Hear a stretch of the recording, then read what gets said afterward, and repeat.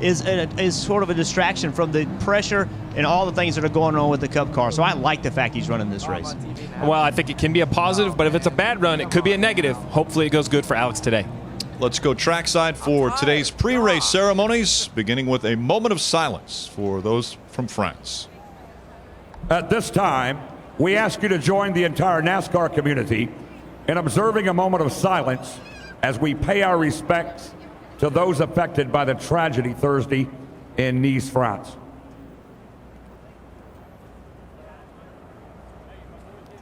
Ladies and gentlemen, at this time, we ask that you please rise and remove your hats as the East Hartford Fire Department presents our nation's colors.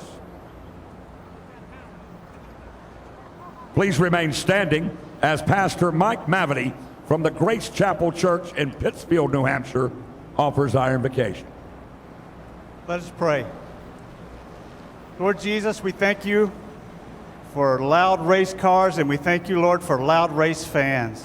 We thank you for hot summer days, and we thank you for the hot asphalt of a motor speedway. Father, as we're here today to enjoy this race, Father, I pray for all races, red, yellow, black, and white, to come together in unity and peace. And Father, I pray safety for all the drivers, safety for all the fans who are here. And Lord, we know that even the awesome power of all these race cars combined, Lord, don't match the power of your Holy Spirit in us. And we thank you for that. In Jesus' name, amen. Here to perform our national anthem, please welcome Joe Cantor. Oh, say, can you see by the dawn's early light what so proudly we hailed at the twilight's last gleaming, whose broad stripes and bright stars through the perilous fight o'er the ramparts we watched were so gallantly streaming in the rocket's red glare, the bombs bursting in air gave proof through the night that our flag was still there. Oh, say, does that star-spangled banner yet wave o'er the land of the free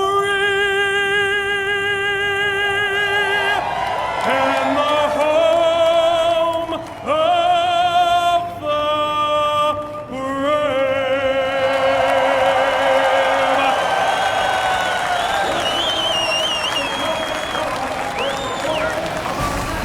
It's time for the drivers to strap in as we get ready for 200 laps in New England.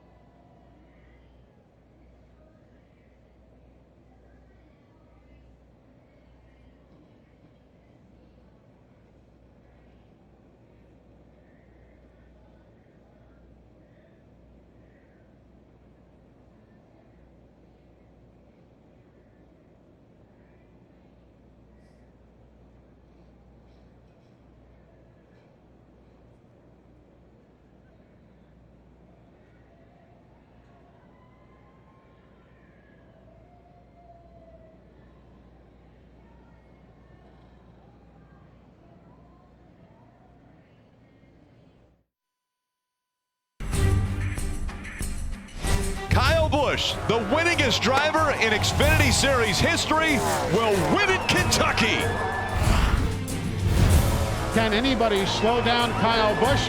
Daniel Suarez win for the first time in the NASCAR Xfinity Series. You just beat Kyle Busch, man.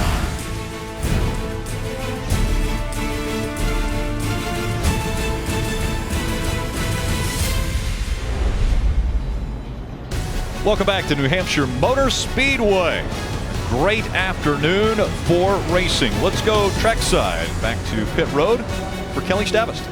And what a crazy few days it's been for Alex Bowman since getting the phone call to fill in for Dale Earnhardt Jr. He says it's been hectic, but the upside to pulling double duty, Alex says this isn't one of his better tracks, so those extra laps could pay dividends, and what a fitting tribute it would be to get his boss, Dale Jr., the win here today. Alex Bowman starts in the 88, starts 5th. Parker Klickerman.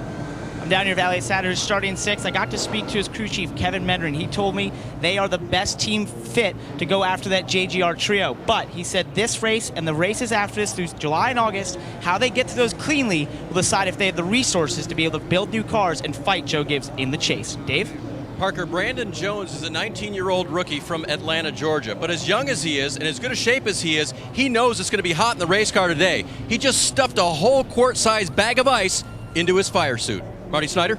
Well, Dave, how valuable are teammates? Well, Eric Jones will tell you pretty valuable. After struggling Friday in practice with a car that he said was, quote, broken several times, they went and put Kyle Busch's setup on this morning. And in qualifying, Eric said the car was so much better. In fact, he just told me moments ago, it's raceable. I have a chance to keep up with the 18, and today that might mean a win. Rick? And Marty, he's got great track position. He'll start on the front row next to Kyle Busch. Track position is going to be key, right, Jeff? Oh, no question. Track position is big. And I think going into a race without ever running that setup, you have to have questions what it's going to do on long runs and short runs. And restarts. Restarts are going to be key, not just track position off pit road, being able to hold that track position on these crazy restarts we're going to see down in turn 1 and 2. 200 laps around the Magic Mile, a very flat racetrack. But before we get the green flag, let's fire the engines. We go trackside for the command. And now, here to give the command to start engines, please welcome your Grand Marshal, co-founder and chief executive officer for AutoLotto, Tony DiMatteo. Hello, New Hampshire.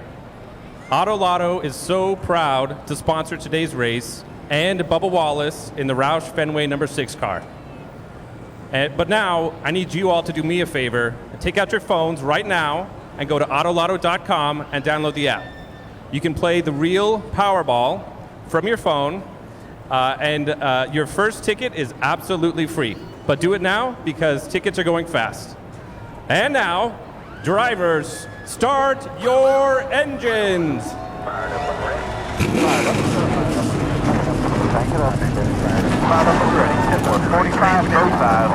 When you're ready. Don't worry about it.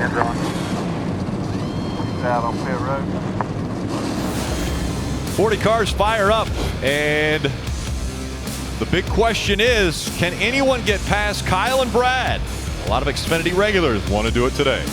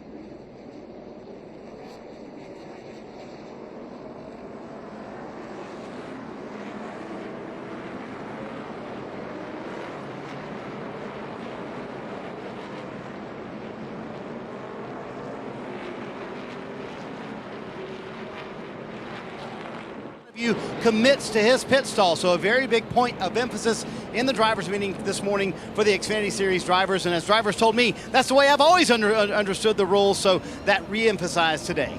Rick.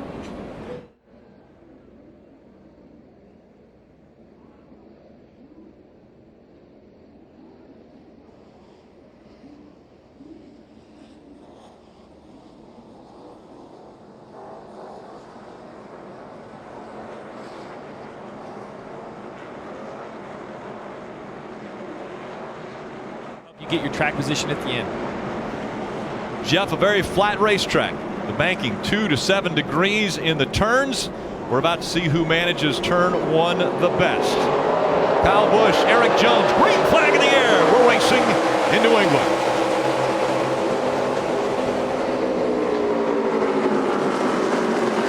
A great start by Kyle Busch. Jumps out in front. 19 of Daniel Suarez working to the outside of Eric Jones, trying to take that second position away. Side by side through 3 and 4. See Eric on the very bottom of the racetrack. It's less banking on the bottom of the racetrack than it is actually a groove up. So on most racetracks, especially short tracks, you want the bottom, but here the second groove up is a little bit faster. Daniel Suarez makes the pass. He'll take second away from Eric Jones. Elliott Sadler running fourth, Brad Keselowski fifth. Here comes Elliott Sadler looking to the inside now. Elliott Sadler in the one main financial number 1.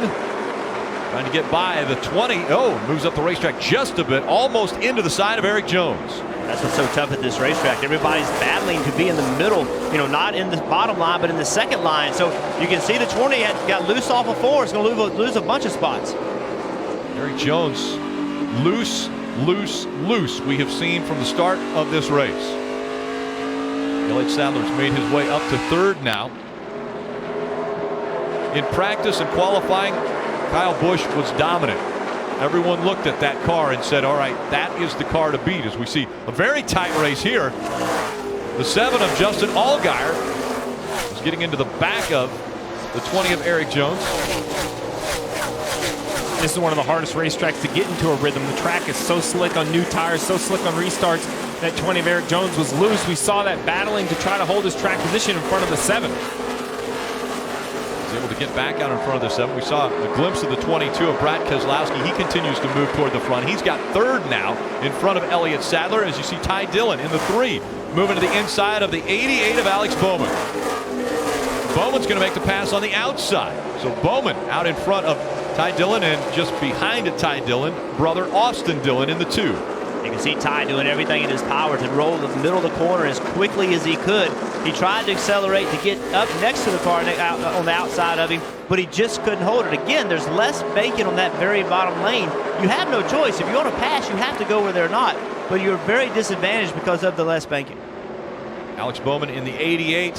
He will run a handful of Xfinity races for Junior Motorsports, but the big news this weekend was subbing for Dale Earnhardt Jr. Concussion-like symptoms kept him out of the car this weekend, and so Alex Bowman was tagged as the relief driver for Dale Earnhardt Jr. Here comes Eric Jones, and he'll get by the 1 of Elliott Sadler. And again, Alex Bowman subbing for the Cup race for Dale Earnhardt Jr. tomorrow. Yeah, we heard at the top of the show how Eric Jones was disappointed in his car really all weekend long. They put in Kyle Busch's setup at the last minute. It seemed like we took a few laps for it to come in, Jeff. Just those rear tires couldn't get heat in them, couldn't get grip. And now that he has some confidence in the setup, or the traction has come to him, he's quickly moving back up through the field. Yeah, it's so difficult when you put your teammates set up in the car. Drivers don't drive the same cars. As hard as the teams try, the cars aren't always the same either. So small differences, he'll be having a little bit of a problem that his teammate Kyle Busch is probably not having. They're going to have to tune on the car throughout this race. It's very hard when you put a setup in to think that you're going to come right out of the gate and it's going to be perfect. And Jeff, in practice, Eric described the car as broken. As we told you a moment ago, they just struggled on Friday. So I was going to ask you about how difficult that is. He did have a few laps in qualifying. car was going to be more raceable today. I just didn't know how it was going to take off. But that, to your point, very difficult to hop in someone else's setup that you've only had 5-6 laps on at all the entire weekend. That's difficult to do in an entire race, isn't it? It's very difficult. And again, if Kyle Busch and his team unloaded with this setup and it was somebody else's setup, they'd have to tune on it as well. It's why you have teammates, so you can help each other, so you can lean on each other. But you can't put exactly what's in their car and think it's going to drive exactly the same. How long will the tires last, Steve? Is this a racetrack where we'll see more tire wear than we will see fuel? Well, it's one of those tracks that newer tires are absolutely faster than older tires, but they're not normally fast enough to drive up through the field. So teams are going to stretch their fuel tanks all the way to E and try to get as many laps out of those Goodyears as possible. And this is a different tire. This is a new right side tire. Goodyear's trying to build softer tires. I think everybody in the Cup garage is watching this race as well to learn how these tires do fall off. Historically, they run a long time here, but this tire may have more fall off than what traditionally we've seen. Guys fighting for points in the chase grid. Ryan Sieg in the 39, just behind in the 6. Darrell Wallace Jr. as Darrell Wallace Jr. goes way down the low part of the track in 3 and 4, trying to make this pass work. And these are those decisions that Ryan Sieg has to make. How hard does he want to hold Darrell Wallace up? Does he want to contest this? Because these guys are racing for points. As we say that, Brad Keselowski has ran Daniel Suarez down for second and easily takes the spot from the 19. So Brad Keselowski has moved up to the 2nd spot. Daniel Suarez back to 3rd, and here comes Eric Jones. Looks as though he's got a little more comfortable with that 20 car as he dropped way back at the beginning of the race after starting on the front row, and now fighting for the 3rd spot, trying to take it away from Daniel Suarez. And Eric Jones moves up to 3rd. Kyle Busch, Brad Keselowski, Daniel Suarez drops back to 4th. It's Eric Jones up to 3rd. Elliott Sadler rounding out the top 5.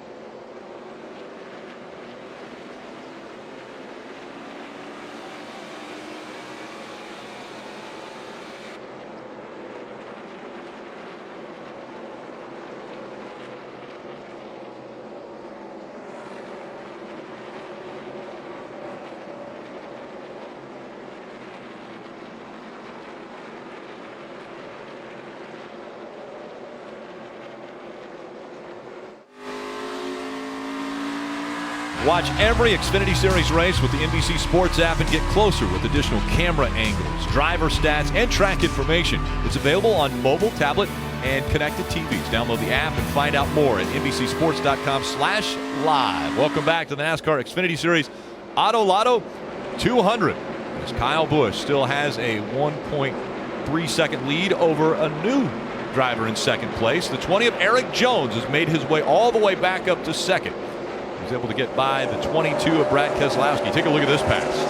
They've been working him for 2 or 3 laps. Finally got a good run off of turn 2, and Brad recognized it and said, it's no sense at this point in the race going into turn 3 side by side, and smartly gave him the spot. And ever since Eric Jones has got in front of Brad Keselowski, they have cut the lead down that Kyle Busch had. Is up around a second and a half, a second and 3/4, now down close to 1 second. This is a sprint. Only 200 laps on a mile racetrack. This seems like a very fast race, and already the pace that Kyle has set. We have 32 cars on the lead lap, and now 31 cars on the lead lap. That's just how quickly we're seeing Kyle Busch put cars a lap down. Let's go back to the pits and Dave Burns. Rick, when I checked in with Brian Wilson, Brad Keselowski's crew chief yesterday, he said the thing that worries Brad and me is that this car was building freer and freer throughout our practice runs. We maybe can crutch it, but we'd rather fix it overnight. Well, Brad just radioed in. He said it's all I can do to drive this car in. It's so loose, and off the corner it's so loose they may have to crutch it. Marty?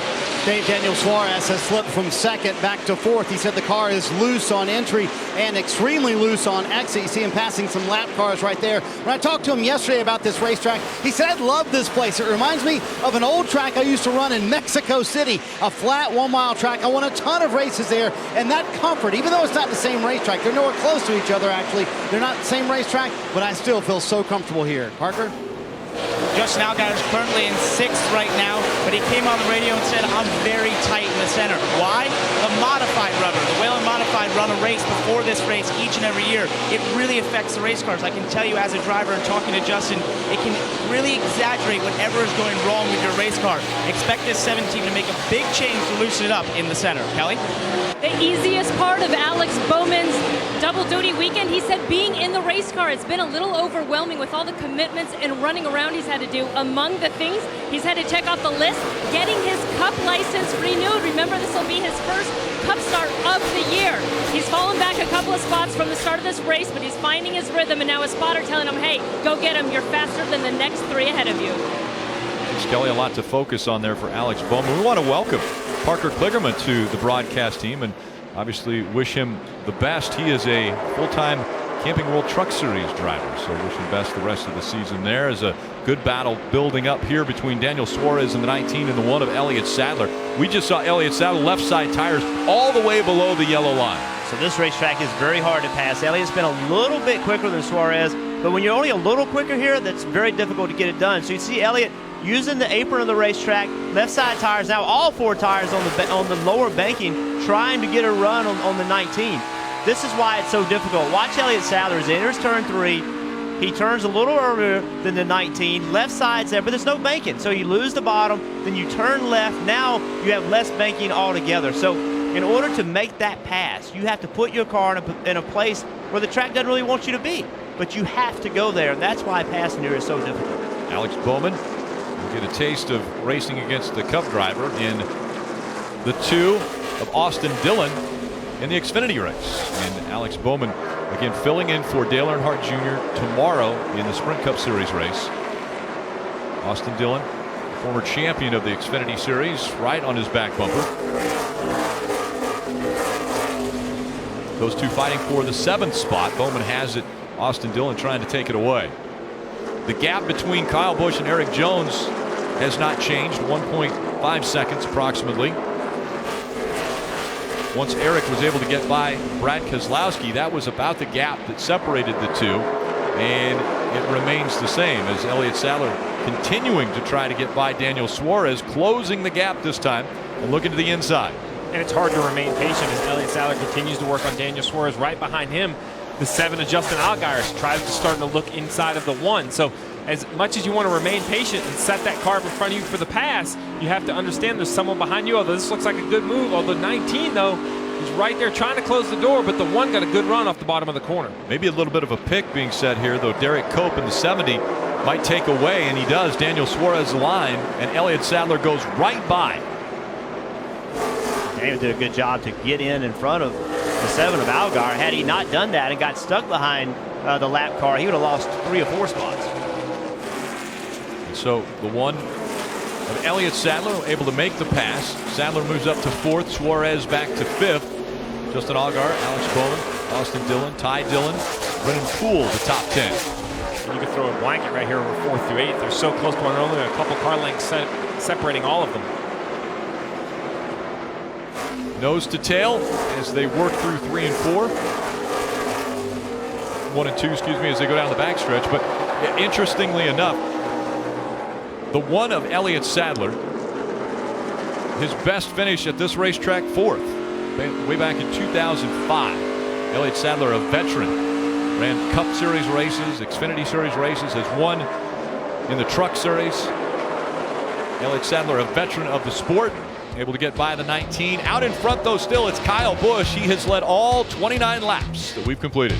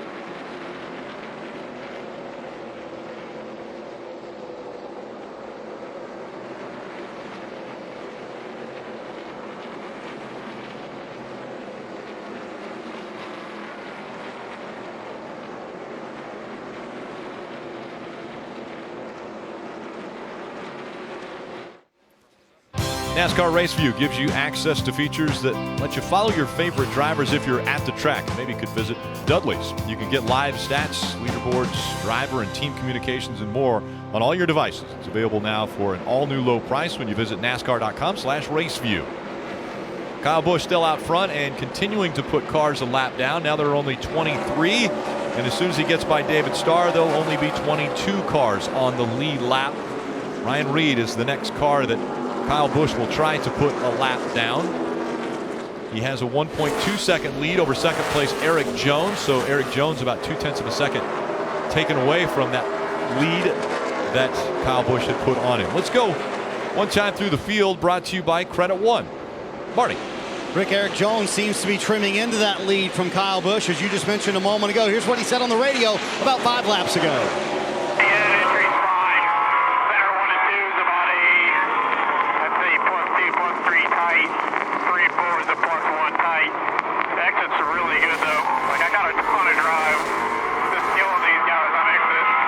When you're killing the guys on exit here in New Hampshire, that's a good thing. When the car works from the center off, very happy with where he is right now for Eric Jones in the second position, Kelly. Brennan Poole in the 48 has 7 top 10 finishes this season, but but it was last week's 9th place finish that stands out, not because it was his best finish, it certainly wasn't, but he said it was a really good weekend because we weren't good at the start of the race. We really had to work on that one. We kept making the car better and didn't give up on it, and a great final restart put them in the 9th position. Well, they're going to have to go to work on this race car again this week. Brennan's saying that he's lacking rear grip everywhere. The team telling him, hey, your entry looks good, just keep working on that exit, Parker. Ryan Preece right now runs in 11th, and earlier today, after making the final round of qualifying, he told us after that it was like a win for this 01 team. Right now, he's coming on to his second race of the day. He finished 6th earlier in the Whelen Modified race, and this is a place where he made his first Xfinity start back in 2013. It's also where he has his best finish of 14th. He absolutely loves this racetrack. He's doing it in front of a home crowd, hoping to bring home a top 10 that 01. Dave? Hey, Parker, J.J. Yaley has passed 17 cars since the drop of the green flag. Kyle Busch isn't far behind him, but he's making passes in this car right now. Frankie Kerr's crew chief was communicating with him. J.J. said it's a little snug in the center, but not bad at all. And Frankie radioed back, go get him, bud. He has been so far. Guys trying to be aggressive. One driver maybe trying to be a little too aggressive might be the 48 of Brennan Poole. He was having an issue with his brakes just a little while ago and was chatting about that. Yeah, forward brake bias if it helped him early. I got a little bit of glow getting into 3 already. Okay, 10-4. I'll stay quiet on that then. Yeah, we got some from qualifying in it still, so let's stay put. Thorn's a little closer to the end of the race. Already a little bit of glow in the brake rotors? Yeah, that sounded like communication between the spotter and the crew chief asking about how the brakes look. It sounded like he was going to suggest to Brennan Poole maybe put a little front brake in it. The 48 probably loose on entry, the common problem here in New Hampshire. But when asked up on top of the roof, the spotter for the 48 mentioned to Chad Norris, the crew chief, that I already have a little bit of glow. I already see some color in the front rotors. I don't know if I would suggest adding any more front brake. Marty. Rick, we think the Dale Earnhardt Jr. announcement earlier this week certainly had an impact on the Sprint Cup Series, but as Brennan Poole told me earlier this week, it had an impact in racing, period, because he told me, listen, as young drivers, we have a tendency when we get injured to just want to hop in the car. No matter what the injury is, we don't worry about it. But he said Dale Jr., the most popular guy in the sport, when he says, hey, my health comes first, if I don't feel good enough to be in the race car, that sends a message to us to say, hey, it's okay for you, even as a young driver, trying to establish yourself, trying to get good finishes, trying to be on the racetrack every week to say, you know what, my health comes first. So Dale Earnhardt Jr.'s message, not just in the Sprint Cup Series, it was felt throughout the racing world, period. Well, Rick, I would make the argument that that not only is felt in the racing world, but in all of sports. You know, Dale Earnhardt Jr. is so popular. See on the right-hand side of your screen, Alex Bowman driving the 88 for Junior Motorsports will take over the Cup car for Dale Earnhardt Jr. tomorrow. You know, every young man and woman all across the country playing any sport knows now, or maybe hopefully knows now, that if they're not feeling good, raise their hand, speak up, say something. So I commend Dale Jr. for raising his hand, going to the doctor and figuring out that perhaps he needed to be out of that Sprint Cup car for the weekend. And I think the realization too of what we're learning about concussions in other sports. I mean, you can't put your head in the sand and ignore it and say it can't happen to me. You have to pay attention to how you're feeling. And I admire Dale Jr. a great deal for having the courage to put himself in the position. Remember, he went to the doctor. The doctor didn't go to him. He went to the doctor and said, hey, I need to figure out what's going on. And that took a lot of courage. So potentially put yourself in a position to take yourself out of the car. Remember, he's in a battle for the chase. Right. And he's still let his health come first. And I have to applaud NASCAR as well, because they've given him the opportunity to be able to take care of his health. We've seen it before with waivers being given to drivers so that if they are not feeling well, sick, injured, they don't have to get behind the wheel, because the fact that they don't have to get points every race. Well, listen, I know NASCAR is not like every other sport, and that's part of what we love about it. But at the same time, in other sports, if a linebacker gets hurt, there's another linebacker that can come in, and the whole team still has a chance to succeed and win. And racing, the way it's been in the past, is when the driver goes out, that greatly affects the chance for the whole team. So I like this rule of having the medical waiver. It gives the drivers a little chance to step back, especially in a case like this with the potential concussion and concussion symptoms, to step back and really do the right thing. Kyle Busch has done the right thing every lap of this race. He has over a 1 second lead already. But Eric Jones, the closest one to him, trying to make a name here in the Xfinity Series.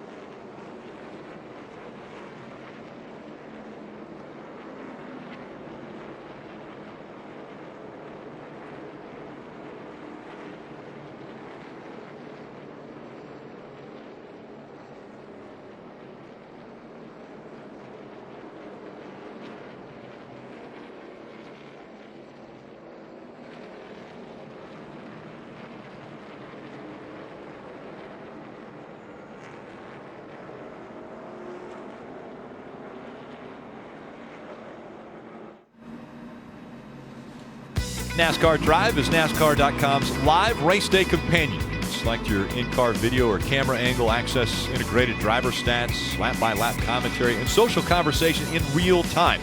You won't miss a lap when you visit NASCAR.com/drive on your personal computer now. And we are under our first caution of the day. There is debris on the front stretch, and so that will bunch everyone back up. Kyle Busch out in front. Eric Jones, Brad Keselowski, Daniel Suarez, and Elliott Sadler, the top 5. 51 laps complete. Everyone will be making their way to pit road. Lead lap cars will take place. That will take place first, and there are 18 cars currently on the lead lap. I want to take a look, though, at a pass that was made. Elliott Sadler was holding on to 4th and lost it to Daniel Suarez. Hey, got in turn 3. Just got hung up behind lap traffic. Daniel Suarez saw an opportunity. I mean, where's Elliott going to go? There's nowhere to go. So Daniel on the left ended up getting by. Taking advantage of a great opportunity. Daniel Suarez took 4th away from Elliott Sadler. And pit road is open. Kyle Busch leading Eric Jones, Brad Keselowski, Daniel Suarez, Elliott Sadler, Austin Dillon all the way down pit road. Dave. Brad Keselowski is coming in, but crew chief Brian Wilson has a tough job. Brad says, I'm at my limit on my entry and exit for loose, but you got to fix that turn in the center. Let's see what they do, Marty. Daniel Suarez, top right of your screen, Dave. He said the loose end condition got worse as the run went on.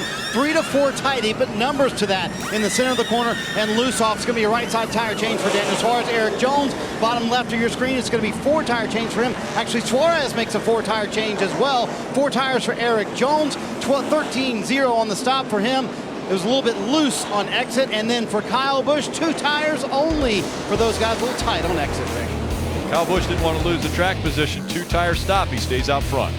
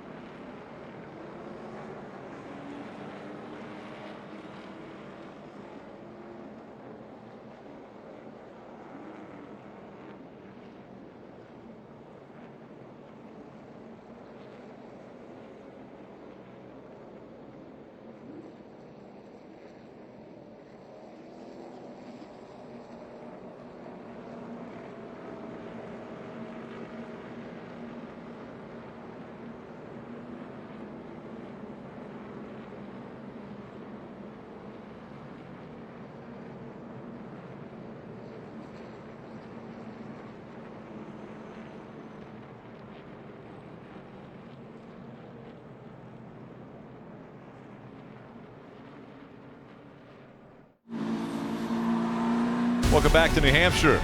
Take a look at today's Toyota driver update. Kyle Busch still out front. Eric Jones running second. Daniel Suarez in the top 5. Let's listen in to Eric Jones and maybe a little strategy on what they're planning for restarts. Hopefully I don't get I felt like I got a bite on the initial start. I don't know what that was for, but whatever. Yeah, I think it'll be fine now. Racetrack cleaned up. Just get your stuff ready to go. Marty. Let's chat with Chris Gale about the call to take 2 tires. That was your plan all along. A little worried with all the 4 tires behind you now. Yeah, I think it's easier for other guys to make a decision based off what we do. And I think when they knew we were doing 2, they just took 4. So I think it'll be fine in the long run. Just as long as we can get some cautions here and kind of even everybody out, we'll be fine. He did see other teams taking 4 tires. In fact, a couple teams who audibled to 4 tires. He said, to me, it wasn't worth losing the lead, guys. Well, I think he is right. You know, it's easier to not be the leader and make a decision on what you want to do. And now Kyle Busch decides to start on the outside. It's going to be interesting. I almost expect the 2 tires to restart a little better. Get through 1 and 2 with those hot left side tires, have a little more grip. My concern is 4 or 5 laps into this run, will he be able to stay in front of the 20? Because once the 20 gets him, he starts falling back in traffic. It's going to be hard to survive with that old left rear tire. The big issue for me with taking off on old tires is how can he accelerate? He gets to control the pace because he's the leader. Once he gets in that restart zone, he sets the pace. But with older tires, sometimes it's hard to get the rear tires to hook up. So Jones could have an advantage just in the acceleration getting to turn 1. And let's see how he does as they come into the go wicked fast restart zone. We're back to racing. How does Eric Jones do this time? The initial start, he dropped all the way back out of the top 5, fought his way back up to 2nd. Kyle Busch with a great restart, and Elliott Sadler in the 1 has made the pass on Eric Jones. He takes 2nd away. Austin Dillon in the 2, also looking to get by the 20 of Eric Jones. Here comes Brad Keselowski in the 22.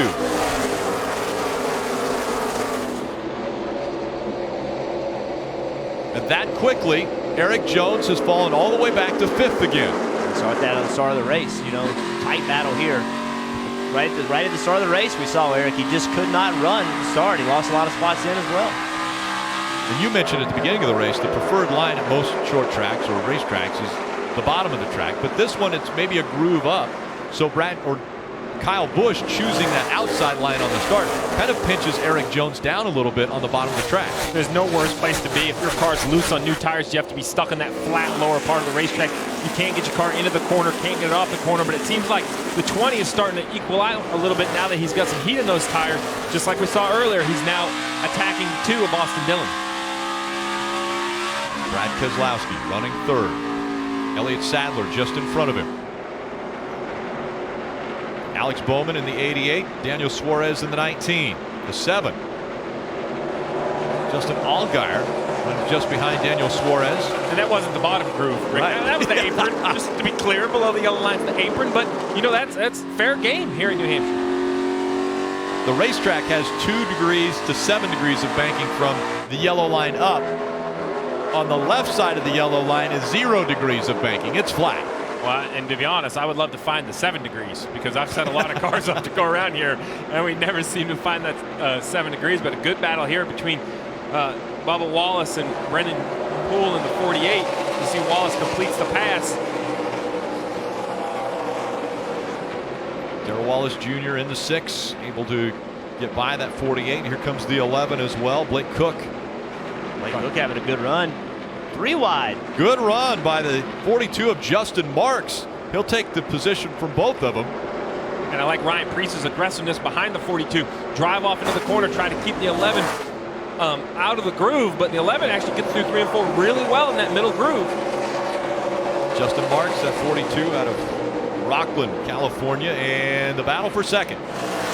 Elliott Sadler loses the position to the 22 of Brad Keselowski.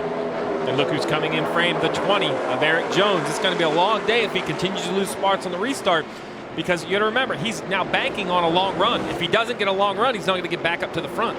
If you see the 7 of Allgaier on the bottom, what's so difficult, we've talked about it, is, you know, the bottom does have that less banking. So you really want to be up a little bit. So as this race progresses, and especially on restarts, what happens is the car on the bottom starts to get up the racetrack. He starts to try to shove that car on the outside further up on the racetrack, so he has a preferred line. That's when we start to see cautions. That's when we start to see people getting angry at each other. Right now, everybody's playing pretty nicely. But as this race moves on, it'll get more aggressive. 35-year-old Justin Marks able to get by the 11 of Blake Cook. Lake out of West Palm Beach, Florida. Kyle Busch, Las Vegas, Nevada native. How dominant is Kyle Busch? Well, he is the winningest driver ever in the Xfinity Series by 32 races over Mark Martin, who's second.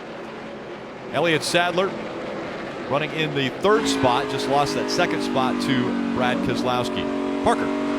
And Rick, before this last stop, he was fighting a loose on entry and a loose on exit. So they made a wedge adjustment.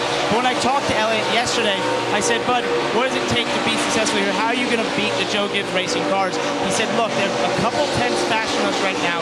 But if we play the strategies right and we get good restarts, like you saw there, we may find ourselves in a position to capitalize on that track position we get on those restarts and with the strategy. I think there's a caution on the racetrack, Rick. Sure enough, around on the backstretch is the 24, I believe.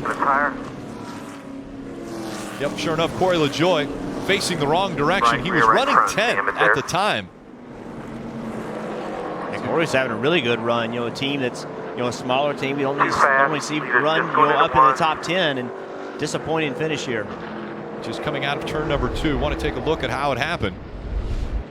See Corey, he's just, looks like to me, just gets out of the groove, but you heard him say it sounded like something broke, so I don't know if he was out of the groove because something did break. Close. Wow.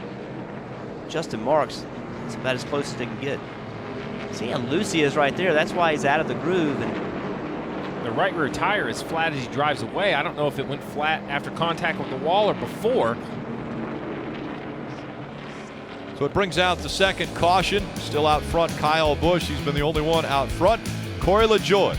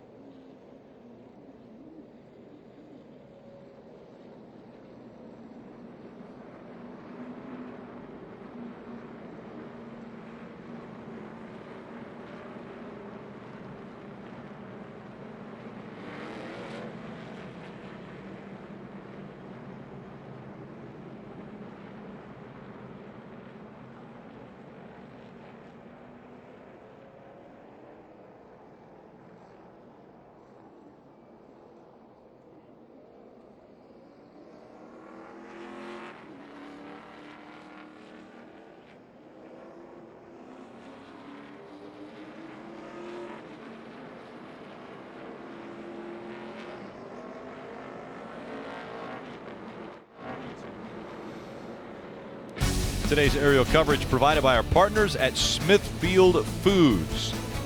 Still under caution for Corey LaJoie, spinning coming out of turn number 2 and into the wall. Welcome back to the NASCAR Xfinity Series AutoLotto 200. NASCAR's added a lap so we can give you more green flag coverage. We'll take a quick commercial and be right back.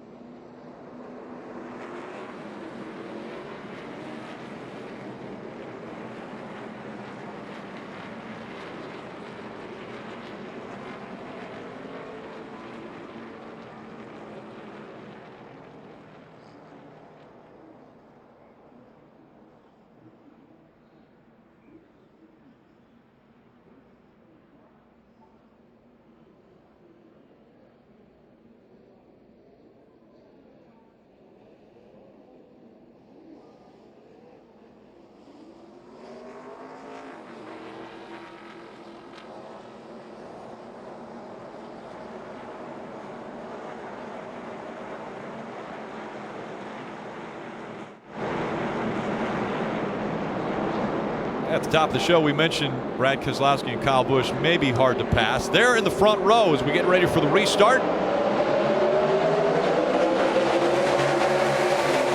Up through the gears they go. Another great restart by Kyle Busch.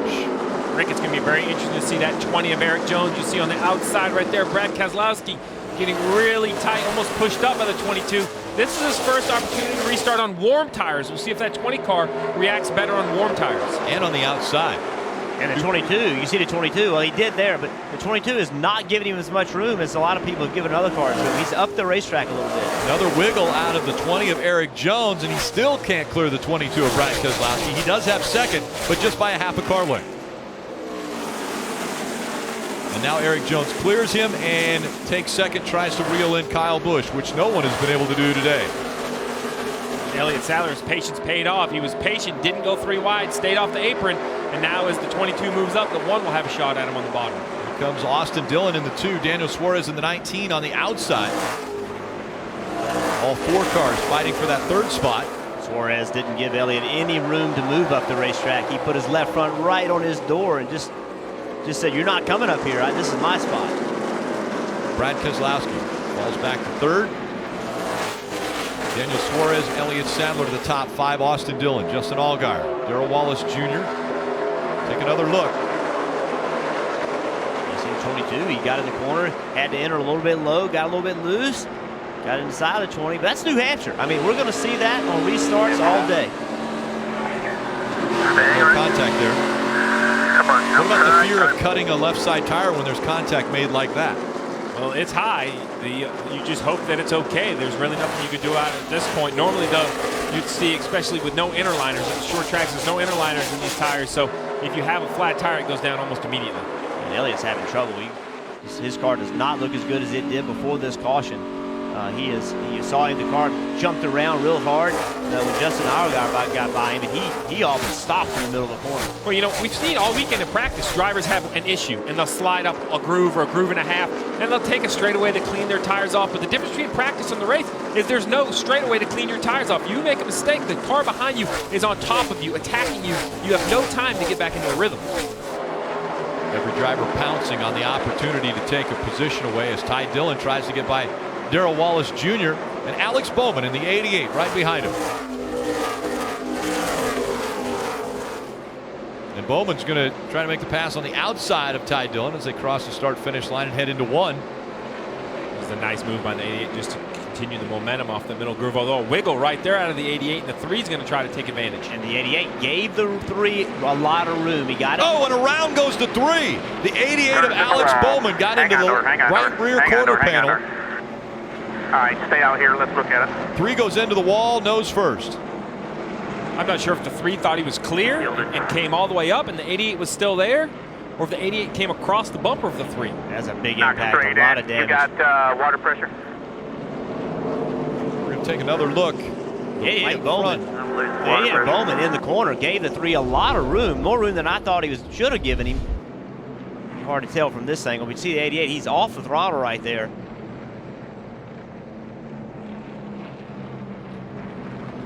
Down the backstretch after they had come out of the turn.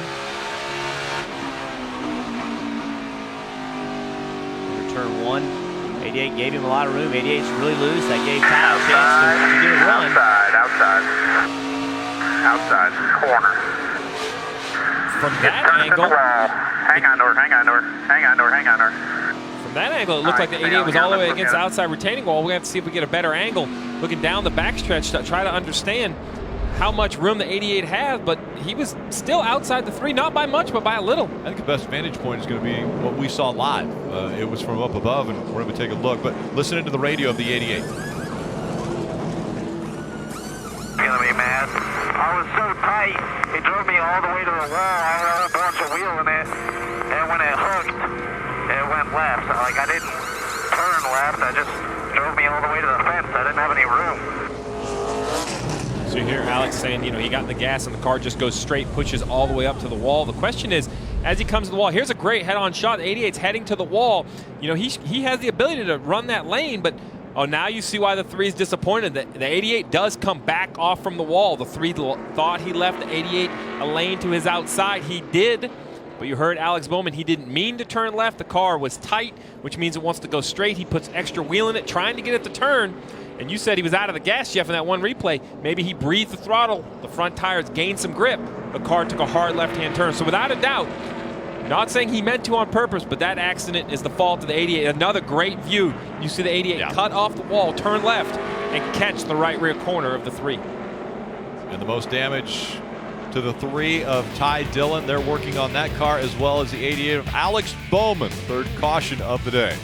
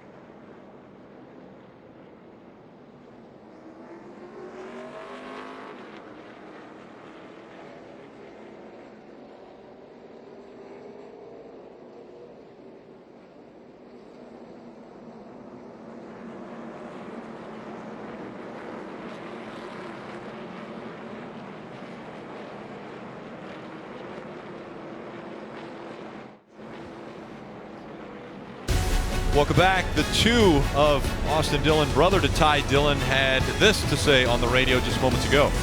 It was intentional. I'd say that the 3 car would not be one to do that to. Yeah, I'm saying the same thing. And after watching the replay 2 or 3 times, it was definitely intentional. He definitely turned left. He turned left and hooked him down the straightaway. Listen, I understand why when you're looking at it, you're thinking it's intentional. But if you watch the whole thing, unfold, I don't believe that Alex Bowman intentionally wrecked Ty Dillon. It was Alex Bowman's fault, and certainly it was his fault. But I don't believe that was intentional. Interesting here. Kyle Busch has chose the inside line. Teammates Eric Jones will start on the outside as they go through the restart zone. Maybe some teammates working together here. Eric knowing that he has a better chance of restarting on the outside better, and it works out for him. As Kyle Busch will get the lead, Eric Jones holds on to second. But what a wide behind him. Yeah, I was going to say, what a move by Austin Dillon. He was on the flat apron part of the racetrack leaving turn 2. Way down against that yellow line through 3 and 4, but washes up the racetrack just in front of Justin Allgaier. And Daniel Suarez on the outside of Austin Dillon, and he'll clear him. Daniel Suarez in the blue and orange, number 19, just in front of the 2 of Austin Dillon, who we just listened to on the radio. That was driver and spotter that we were hearing there, talking about what just took place on the track between the 3 and the 88. Darrell Wallace Jr. in the 6 by the 1 of Elliott Sadler. Kyle Busch, a half a second lead already over Eric Jones. Brad Keselowski running 3rd, Daniel Suarez 4th, Austin Dillon 5th.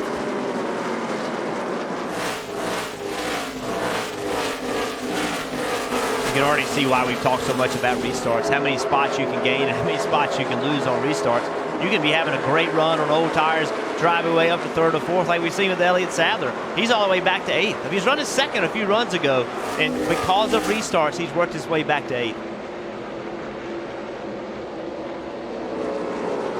Single file all the way back to Elliott Sadler, who's running 8th. Ryan Preece running in the 9th position out of Berlin, Connecticut. A 25-year-old doing double duty today. Just ran the modified race and running 9th now behind Elliott Sadler.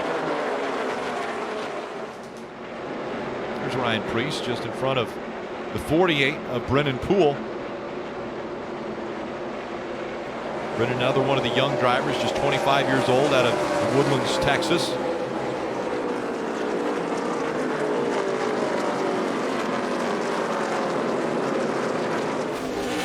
Go trackside to Kelly Stavis. Well, the 2-car may have thought that that incident was intentional, but I can assure you that Alex Bowman has continually come over the radio apologizing, explaining that he simply could not get the wheel to turn. His race car has just been way too tight. It was something he complained about long before he got into the side of Austin Dillon. Nonetheless, they came down pit road and obviously made a big track bar adjustment to try to loosen that up. Also made an air pressure adjustment. They had some damage to the right front fender. They used Bear Bond to patch up that hole, and they feel confident that that fender's not going to rub on anything. So now he's got 4 fresh tires and a full tank of fuel to go for this stretch, Marty. Kelly, on the flip side for Ty Dillon, all told, they have lost 5 laps to this point. He is in 35th position. They had to put a bunch of Packers in the right front of that car. They also, was knocked out, toe was 3/4 of an inch. They were going to send him out on the track. When they figured that out, they decided to fix it before they sent him back out. He just radioed to Nick Harrison moments ago. It's still all messed up. You can see that right front splitter, right front right there. You can see him wiggling right there. Another battle on the track as well. So Ty Dillon struggling with the race car still, guys. Might go behind the wall. Unfortunate for Ty Dillon. Take another look as we just saw Elliott Sadler get by Darrell Wallace Jr.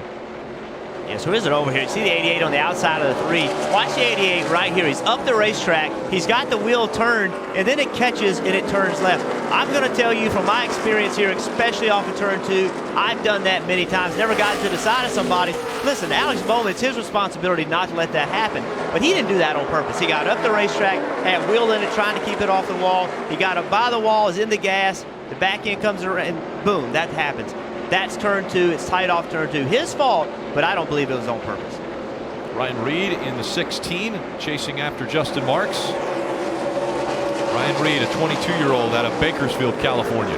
Justin Marks, we've seen him, his past swimming experience mostly on the road courses. We consider Justin Marks a road course racer, but running more ovals this year in this 42 car and showing some improvement. Starting to run a little bit better each and every week at these ovals. So definitely moving in the right direction on some of these flat tracks, much like his teammate here, the 48 of Brennan Poole. Jeff, we talked about him at the beginning of the day. He runs consistently well. I think being in this car every week has helped him. Last year, he was in and out of the car some. I think it's hard for these young gentlemen to get in here and really get a rhythm over the course of the weekend. I think racing every weekend is definitely helping him. Oh, no question. It's seat time matters so much, and rhythm matters. When you work with the same team every week, going to different racetracks, it makes you a better race car driver. And then the first time we've seen all day, somebody putting pressure on Kyle Busch. Battle for the lead on left side of the screen. Now front and center as Kyle Busch has lost the big gap that he had over Eric Jones. Ty Dillon went back behind the wall into the garage area. Is Kyle Busch coming back to Eric Jones, or is Eric Jones reeling in Kyle Busch? I think a little bit of both, as we see Brennan Poole make the pass on Ryan Preece. I think a little bit of both. Remember, Kyle Busch only changed right side tires on the pit stop. That left rear tire now with 91 laps complete has to be getting pretty worn. And this is really the first time Eric Jones has had a good shot at Kyle Busch. He's starting to see him understand where the 18 is better than him or where he's better than the 18. So again, on lap 52, when both drivers came onto pit road, Kyle Busch just took right side tires and Eric Jones took 4 tires. So 2 fresher tires on the 20 for Eric Jones. On the radio just moments ago, this is what the 18 team had to say. Starting to fight some left rear here, I think, a little bit. Exit. Yeah, we're just in the tire stands right now. Took this long to kind of show up. Yeah, I thought just giving you a heads up here. Probably the last 2 or 3 laps, starting to see symptoms. So, for later. And here goes the battle for the lead. Eric Jones takes it away from Kyle Busch as they go into 3.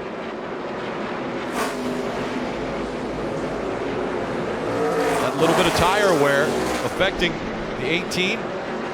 Kyle Busch, and so Eric Jones leads in Loudon. Yellow stripe on the back bumper, signifying a rookie status as the caution has come out. And That is for debris on the racetrack. That's good news for Kyle Busch. He'll now have the opportunity to come in and get some fresh left side tires on that 18 car.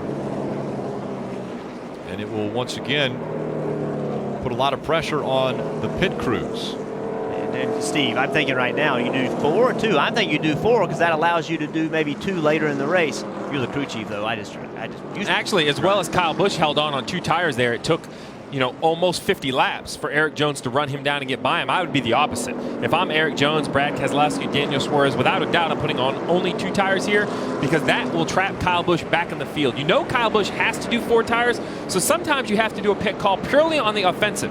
What I would do right here is take 2 and try to get Kyle Busch back in traffic. He's proved on clean air he's the class of the field.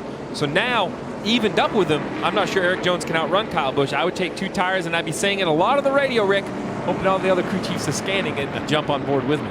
Well, we got to remember that they won't be able to go all the way to the end of this race without coming back to pit road. So there will have to be at least a splash and go, and sometimes that would give them the opportunity just to do a 2-tire stop if they need to get that track position. Well, the real aggressive call would be Chris Gale only taking left side tires. Remember, that's an option. We take 2. They could be rights or they could be lefts. We'll have to see what the 18 does. Dave. So Brad Keselowski cannot get any further forward than 3rd. That's because the car has been shattering the right rear, late center exit, and he says, I have 0 drive. More Sunoco fuel, more Goodyear tires for him. We'll see if they take 4 again. Marty? Daniel Suarez said he was loose under braking in 1 and 2. Pretty good in 3 and 4, but it was coming to him towards the end of that run. For his teammate Eric Jones, said the entry was good. The center was on the verge of loose, but he still was pretty happy with it. And for Kyle Busch, he said his car was losing the rear end for the first time all day long, Rick. 2 tires for Eric Jones. He wins the race off pit road. Kyle Busch also 2-tire stop.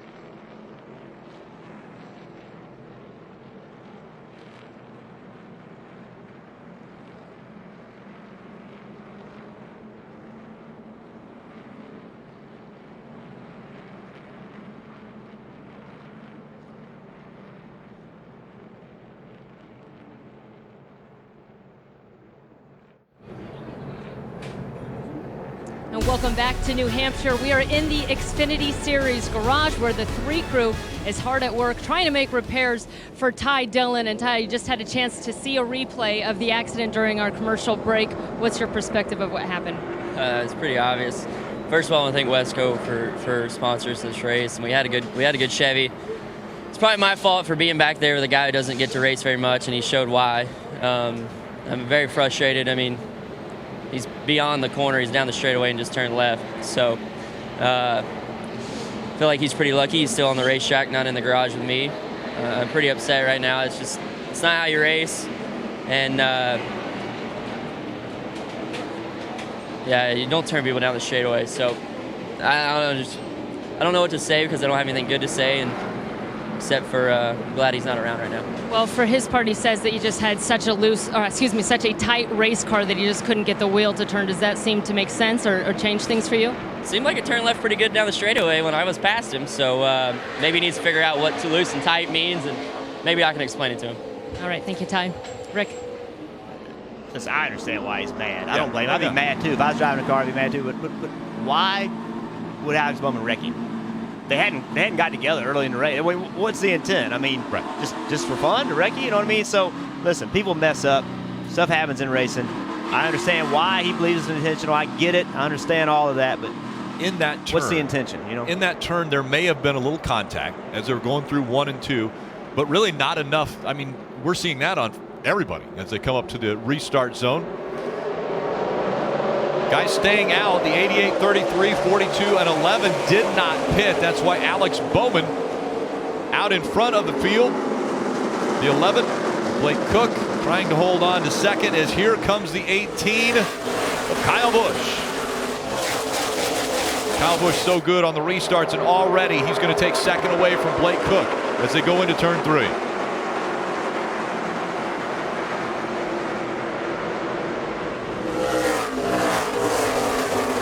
Side by side for third. Alex Bowman trying to hold off the 18 of Kyle Busch as Eric Jones in the 20 getting back up to speed. Takes a little bit longer for the 20 to get in a rhythm and find the grip. We saw a car go all the way down to the apron once again. I mean, a 2-car, he was on the apron. Had all 4 tires on the apron trying to make something happen. And Alex Bowman goes again. Yeah, the 2 using that apron, but I was going to say Alex Bowman came onto pit road at lap 77. So a little different strategy for the 88 as well as the 33. Brendan Jones also was on pit road at lap 77, and Blake Cook on lap 79. Yeah, Rick, and we expect Kyle Busch to overtake the 88 at Alex Bowman quite easily here with the fresher left side tires. But I like this call for the 88 and Dave Ellens because remember, in that accident we saw as Kyle Busch easily turns to the bottom underneath the 88. There's a limited amount of tires in the Xfinity Series. The 88 had to put a set on when they were in that accident. So really, to get back on par with the leaders, they almost had to stay on the racetrack right here. Now their goal is to run 25 to 40 laps. The caution come out and they can kind of equal up with the field. But gain a lot of track position because of the fact that right now he's running second if he can hang on to that position. Or just not losing it. Even if he fell all the way back to 8th or 10th, that's where he was running before. Kyle Busch out front once again. 3 different drivers have been out front, but only 2 lead changes.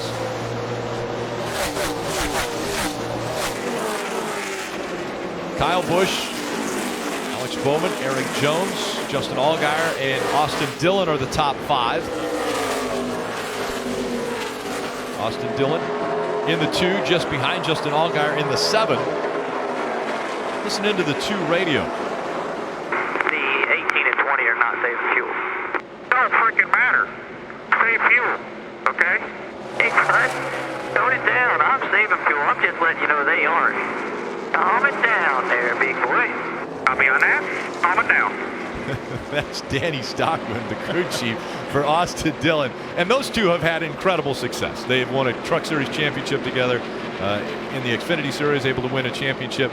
And so it's great the camaraderie and the voice that you hear there where Danny Stockman's like, okay, calm it down. But the 2 already playing, it seems like a fuel strategy. Well, every race has a fuel race in it. You're just not sure if the cautions are going to fall right for it to make a difference. So Danny Stockton is taking every advantage possible. And you heard he was quite adamant very quickly to the fact that he didn't care what the other 2 were doing. We were going to save fuel. And the 20 of Eric Jones is able to get by the 88 of Alex Bowman. So Eric Jones back up to second. little over a second behind Kyle Busch. Alex Bowman back to third, Austin Dillon fourth. Now we've already heard that they're thinking about saving fuel already as we passed the halfway point, completed 106 of the 200 scheduled laps. We know the pit window or fuel window falls somewhere between 80 and 85 laps that they can do on fuel, unless, of course, you go into fuel-saving mode. I think you're going to have to go into aggressive fuel-saving mode to make it that far. That's a long way. Well, but the other advantage is, you know, if you come down pit road, you need less fuel. So it's not always about stretching the fuel. It's taking advantage of everything possible. If the caution come out right now and the entire field come in for a gas and go, the two would take less fuel than the leaders. So Danny Stockman, very veteran on top of the pit box, as you mentioned, has a lot of success, won a lot of races. He's taking every advantage out there. And how else are you going to beat Kyle Busch and Eric Jones? You haven't had the speed they have all weekend. I mean, you don't, you know, you're not going to outrace them. You're not going to run them down right now. They've not been able to do it all weekend long. So I think they've accepted their position and saying, you know, we really don't have the speed. So how else can we win this race? Let's try to do something different. Using every option available to them. The two's working on fuel mileage. We're going to go NASCAR nonstop as Kyle Busch stays out front.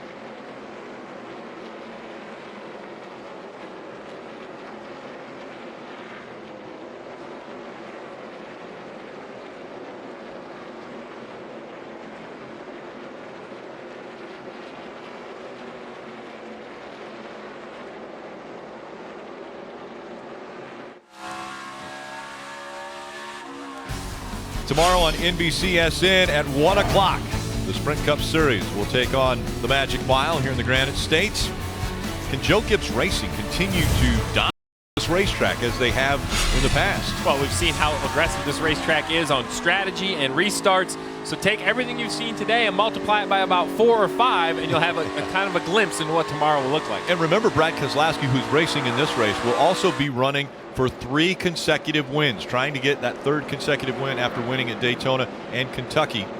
And let's go to Marty.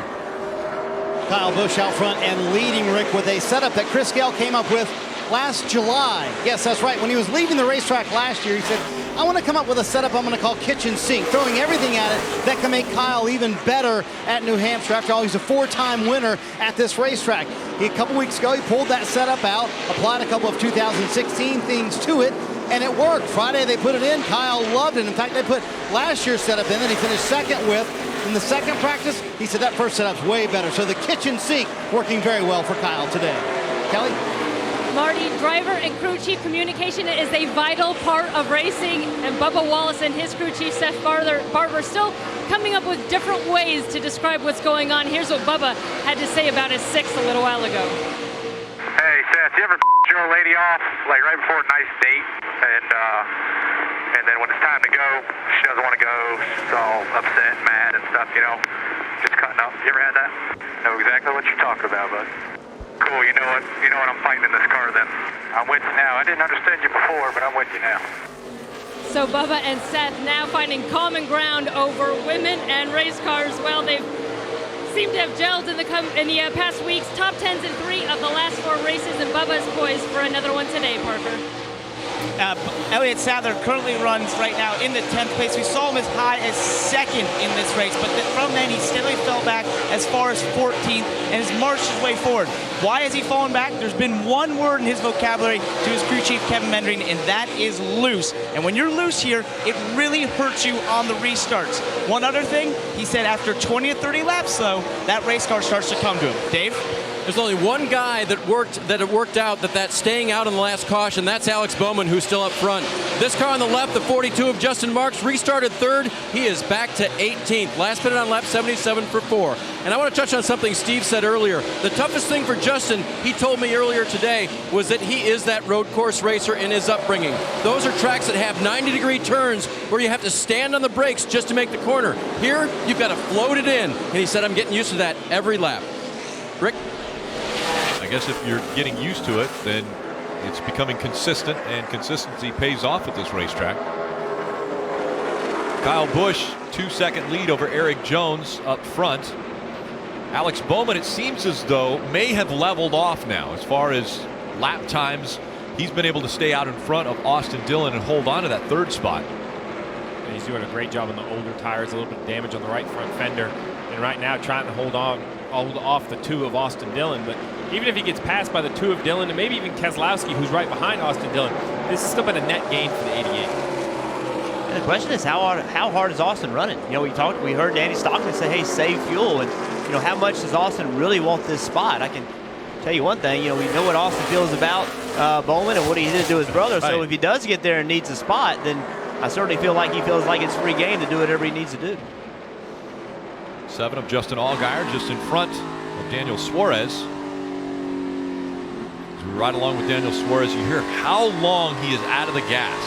I mean, that almost has to be torture for a driver to not be getting into the gas when you're past the halfway point of the turn. It's so hard. It requires so much patience. You want to be in that throttle, but you know, if you get in the throttle too soon, it makes the car push. It makes the car handle poorly. It makes the car go slower around the corner. It actually hurts it. You know, people think you just drive these cars aggressively all the time. That's not the case. You have to drive them with rhythm.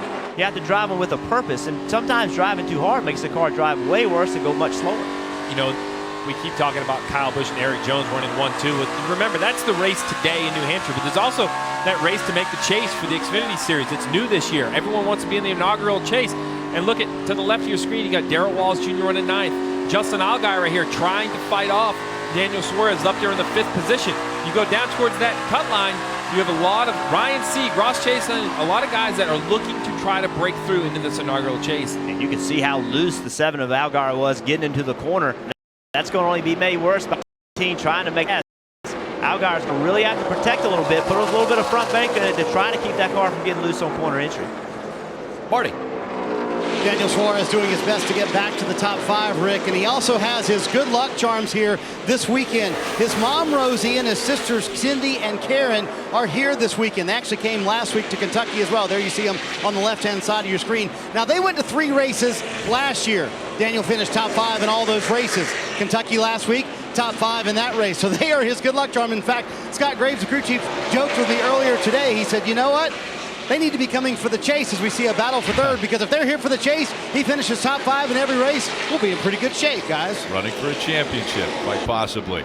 Alex Bowman just out in front of Austin Dillon, and the gap is closed. Will Austin Dillon do something as he closes in on the back bumper of Alex Bowman, who the 3 team believes Alex Bowman turned Ty Dillon? And will Austin Dillon, who also talked on the radio like that's what he thought happened, will there be contact as they make their way through the turn? And I think it's smart for Alex Bowman's team to be telling him that. You know what I mean? I think somebody needs to be telling Bowman, hey, look, that's not a car you want to be messing with. I mean, he feels like, he feels like that you did something wrong, you wrecked his brother, and it's in your best interest to let him go. And you see here, he's making that move.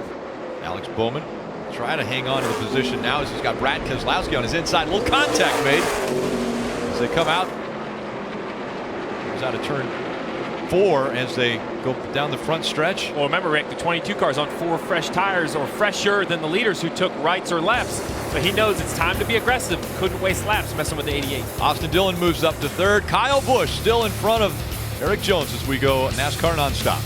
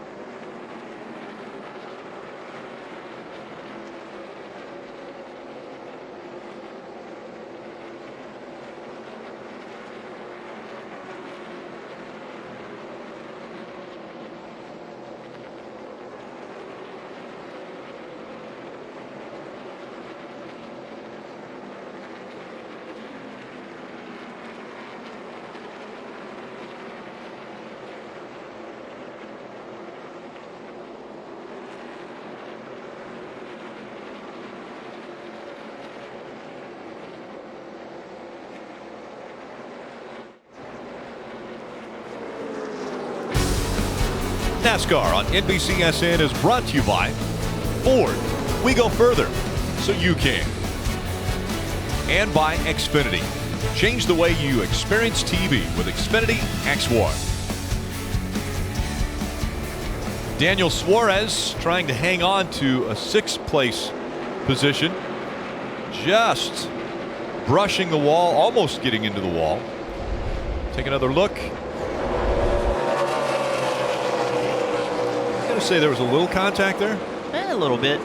He was he got out of the groove. He stayed in the throttle. See how high he is right here. It's really not that far out of the groove, but right here he steps out just a little bit. Back of the car comes around. Stayed in the gas. And the 3 and the 88 are near each other on the track.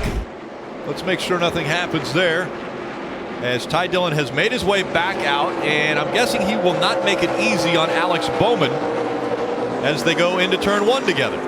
Ty's car is very difficult to drive. You see him in there with it working his hands. They threw the car together to try to get out there and make some laps. He's going to have a tough time keeping up with Alex Bowman. They had a heavy impact. That car's got a lot of damage. Right.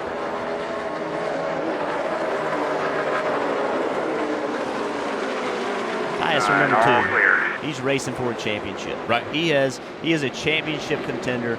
You know, what happened to you today was terrible. You did nothing wrong. You got wrecked clearly, but don't do something that's going to impact your ability to win this championship. You know, you have to be cool in these situations. He's going out to get more points, and he's in a position where he needs points if he wants to continue on the championship run.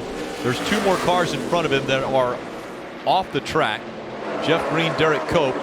He can get those 2 positions and gain 2 more points, and every point is valuable as you're running for a championship. Kyle going by Ryan Sieg.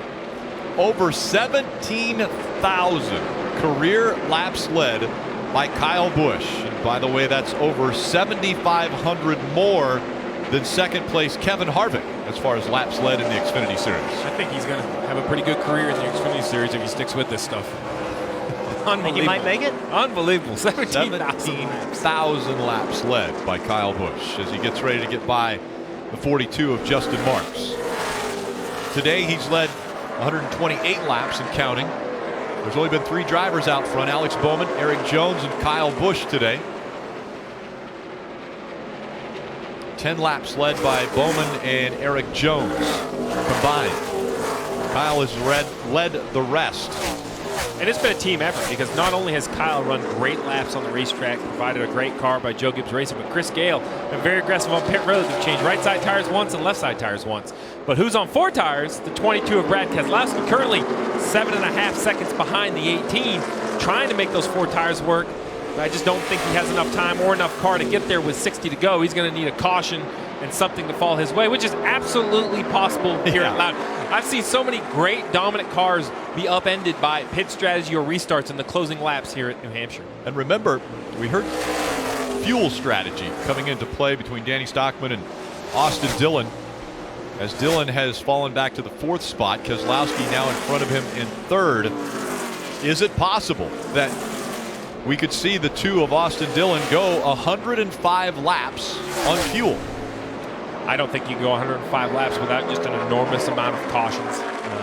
I think what the 2 was hoping for was a lot of cautions right away, because now the problem you have is even if he can go there, a caution now to help him on the fuel will kill him on tires, because that'll put fresh tires lined up right behind him. So I think that was a good strategy to start, but I really think here under green, the 2's running as hard as he can. I don't see enough drop off of lap time to think that the 2 of Austin Dillon is saving fuel. There hasn't been a caution since they came to pit road on lap 95, but people are looking right now at the 3, seeing if there's fluid coming out of the 3. They want to make sure that nothing is coming out of the 3 and being put down on the track that would maybe make it a little slick as they're going through turns 1 and 2 or 3 and 4. I'm sure there's a lot of drivers out there that think there's fluid on the track. Their cars are sliding around so much. A little bit older tires, as this run has gone for 43 green flag laps. The most today has been 51 green flag laps.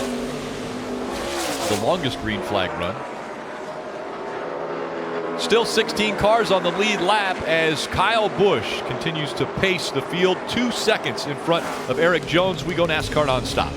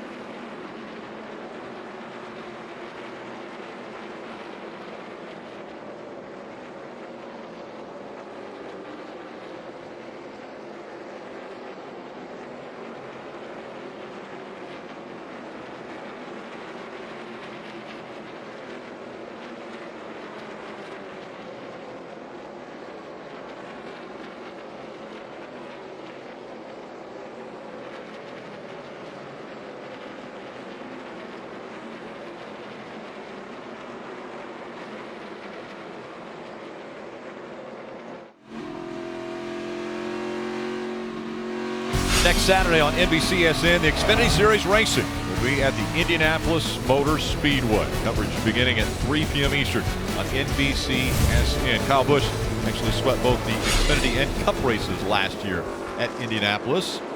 And once again, the 88s clears the 3. No incidents. Well, no incident on the racetrack, but Ty Dillon is definitely letting the 88 know he's just disappointed in what happened earlier. He's not pulling out of the way of the 88. You know, no harm, no foul. He didn't make any contact, but definitely slowed the 88 down a little bit. Ty should be mad. You know, he got wrecked. He got wrecked. He should be mad. He's racing for a championship, and he got wrecked. I don't blame him for being mad. Yeah, he has every right to do what he did. He did hit the 88. He can run his lane. Ty is about 3 laps away from getting by Derek Cope to get another point. Well, that graphic tells a story. Last lap pit of the top 10. Everybody's at lap 95 except for the 5th place car, the 88 of Alex Bowman.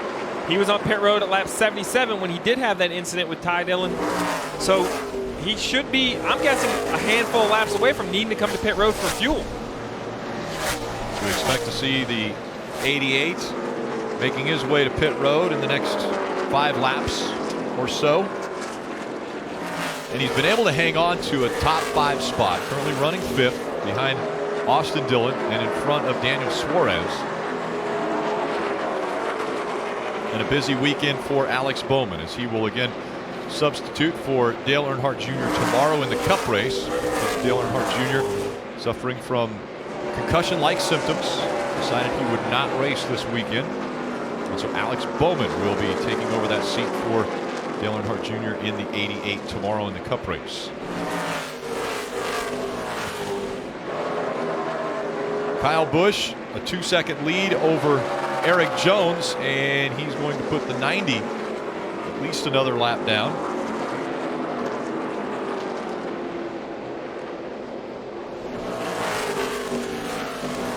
Marty. Eric Jones trying to catch his teammate Kyle Busch, and he told me this afternoon, I've struggled here. It's like a big Martinsville, and I'm terrible at Martinsville. Right now, he said, I'm trying to let it roll the center, but it just gets way too free. I can't carry the speed I need to in the middle of the corner to catch the 18. They're going to pit about lap 175, Dave. The reason that Brad Keselowski was able to get around Austin Dillon in the 2 car was because they vastly improved the entry and exit of the corner. The middle is still a problem for him, but that's much better. Then they told him to manage the gap between the car himself and the car he just passed, presumably so he has further options the longer he stays out. Parker?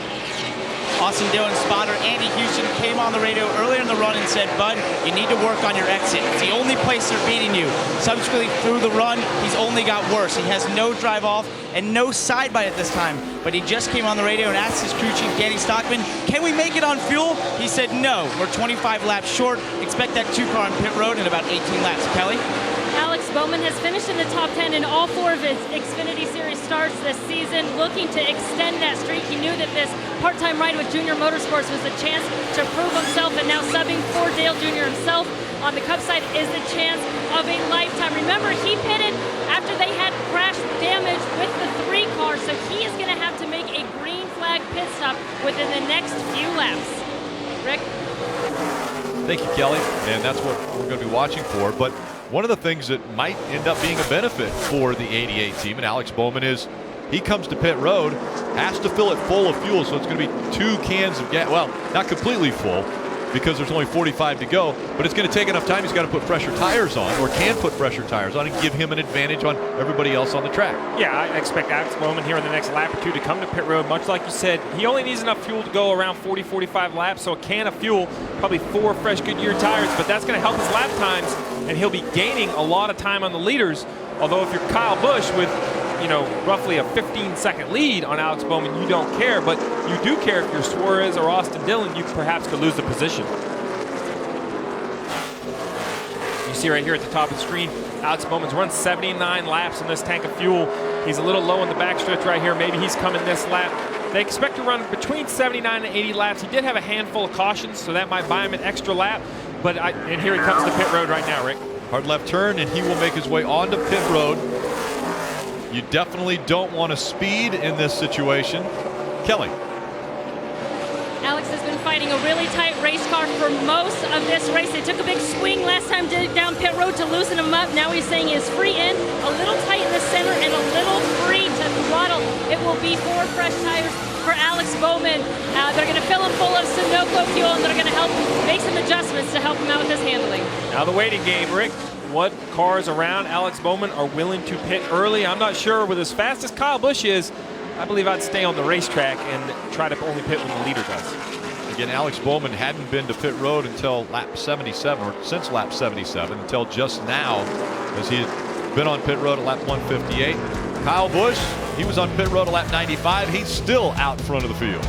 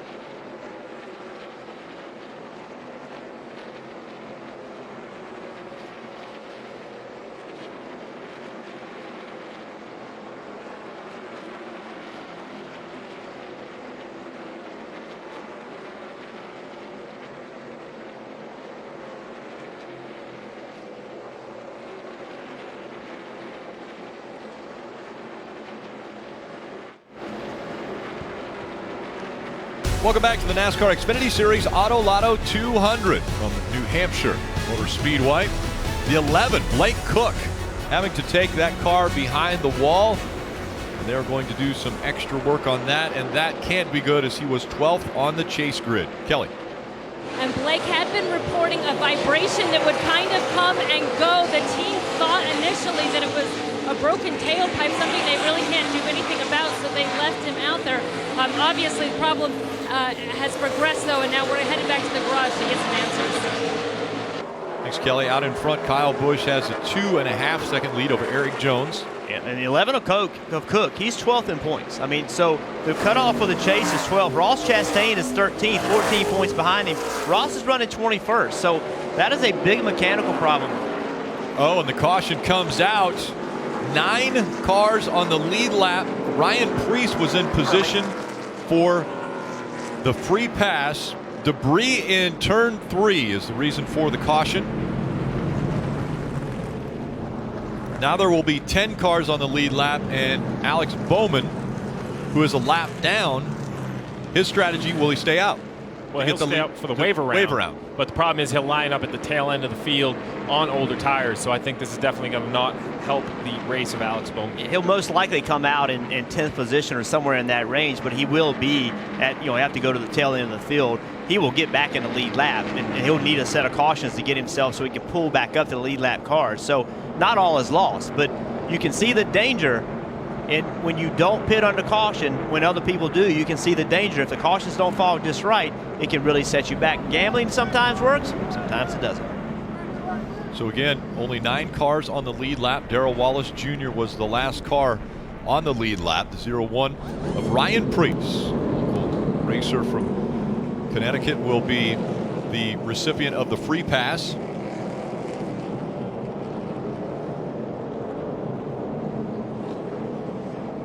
Now when pit road opens, we would expect to see Kyle Busch, Eric Jones, Brad Keselowski, Austin Dillon, Daniel Suarez, everyone on the lead lap making their way onto pit road. Now what's the strategy on pit road for those drivers, Steve? Well, the problem you have is you have a long run on your car, all the tires are worn out, but with only 33 laps to go, if you're Kyle Busch, if you're Chris Gale, the crew chief for Kyle Busch, and you put 4 tires on it, assuming everyone will do 4, and a handful of cars do right side tires, even with a great race car, do you have enough time to get to the front? So it'll be interesting to see. Chris Gale said he was going to do right side tires most of the day, depending on fuel. They only need 33 laps of fuel, so I believe he'll still have the opportunity to do right side tires. But a very aggressive call if you think that the 20 takes 4. With only 10 cars in the lead lap, I'd have to put 4 tires on my car at this point. Pit road is open, and here they come. Marty. Oh, Parker. Hey guys, I've got the Austin Dillon up there on the left side of your screen.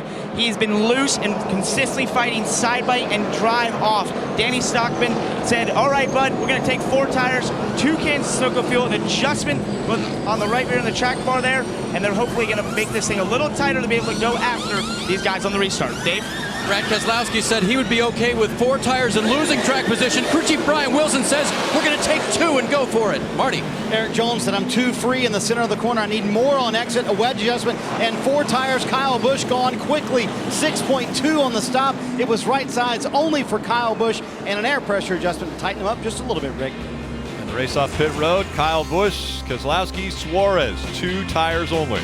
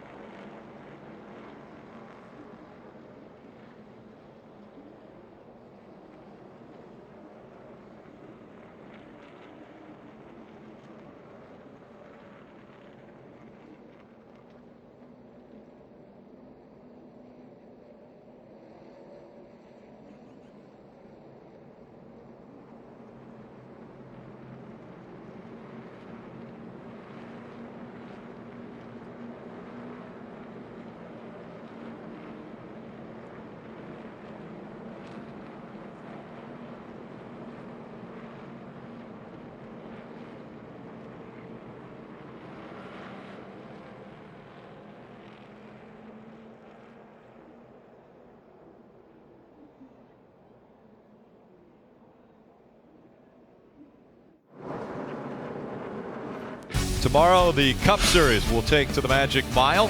That coverage beginning at 1 o'clock.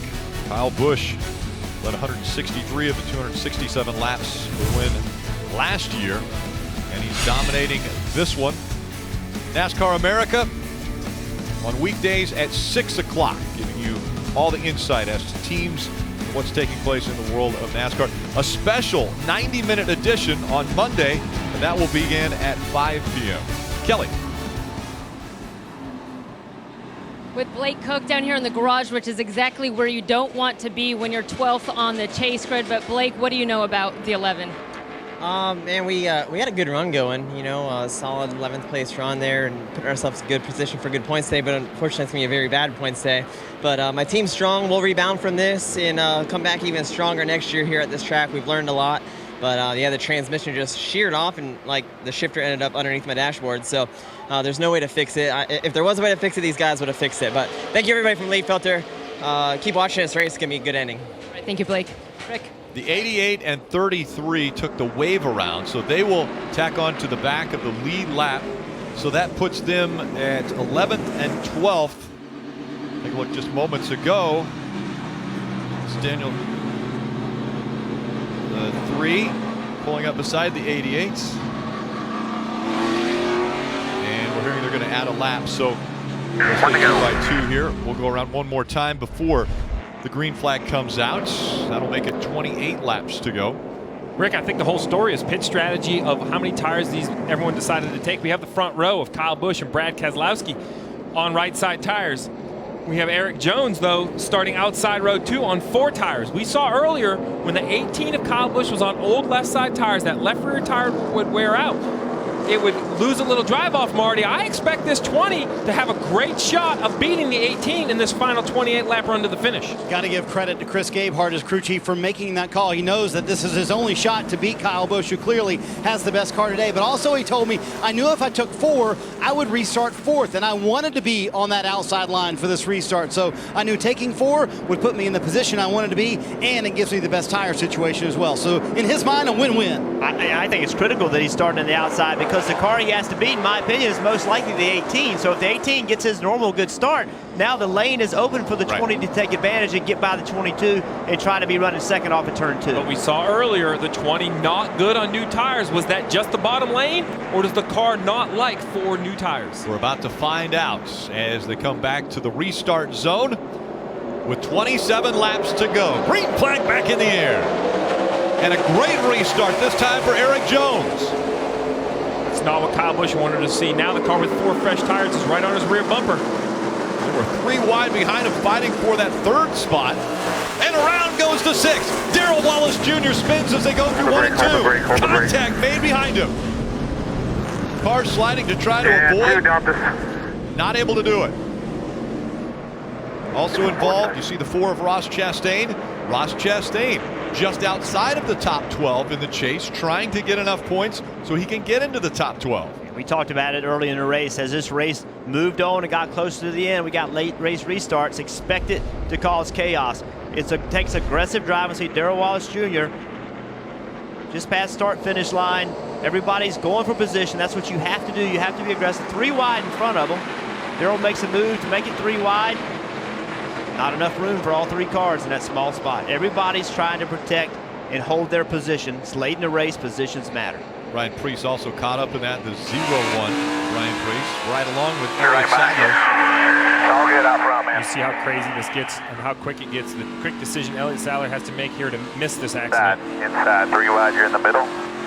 3 wide, you're in the middle. Just spin in front of you. He's down low, he's down low, he's down low, he's coming up. Clear low, clear low, clear low. How bad you get it? Hear him say bad. Right front, looks like of the 1.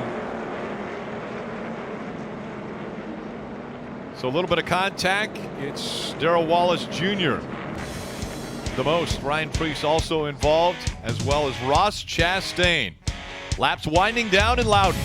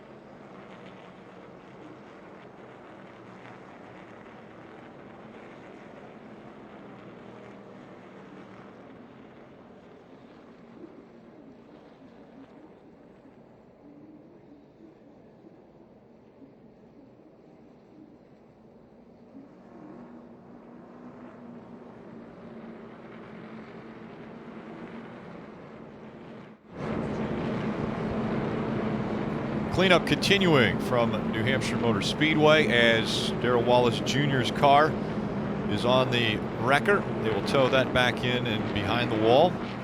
A couple cars involved, including Ryan Preece and Ross Chastain. Another look here. Yeah, again, everybody going for the same spot. Restarts, we always see this. This is, you have to be aggressive. You have to push the issue. Contact right here. Yeah, he tries to get inside Brennan Poole. Darrell Wallace Jr. does, and it looks like he can't go any further to the right. And obviously coming back, turning through the turn.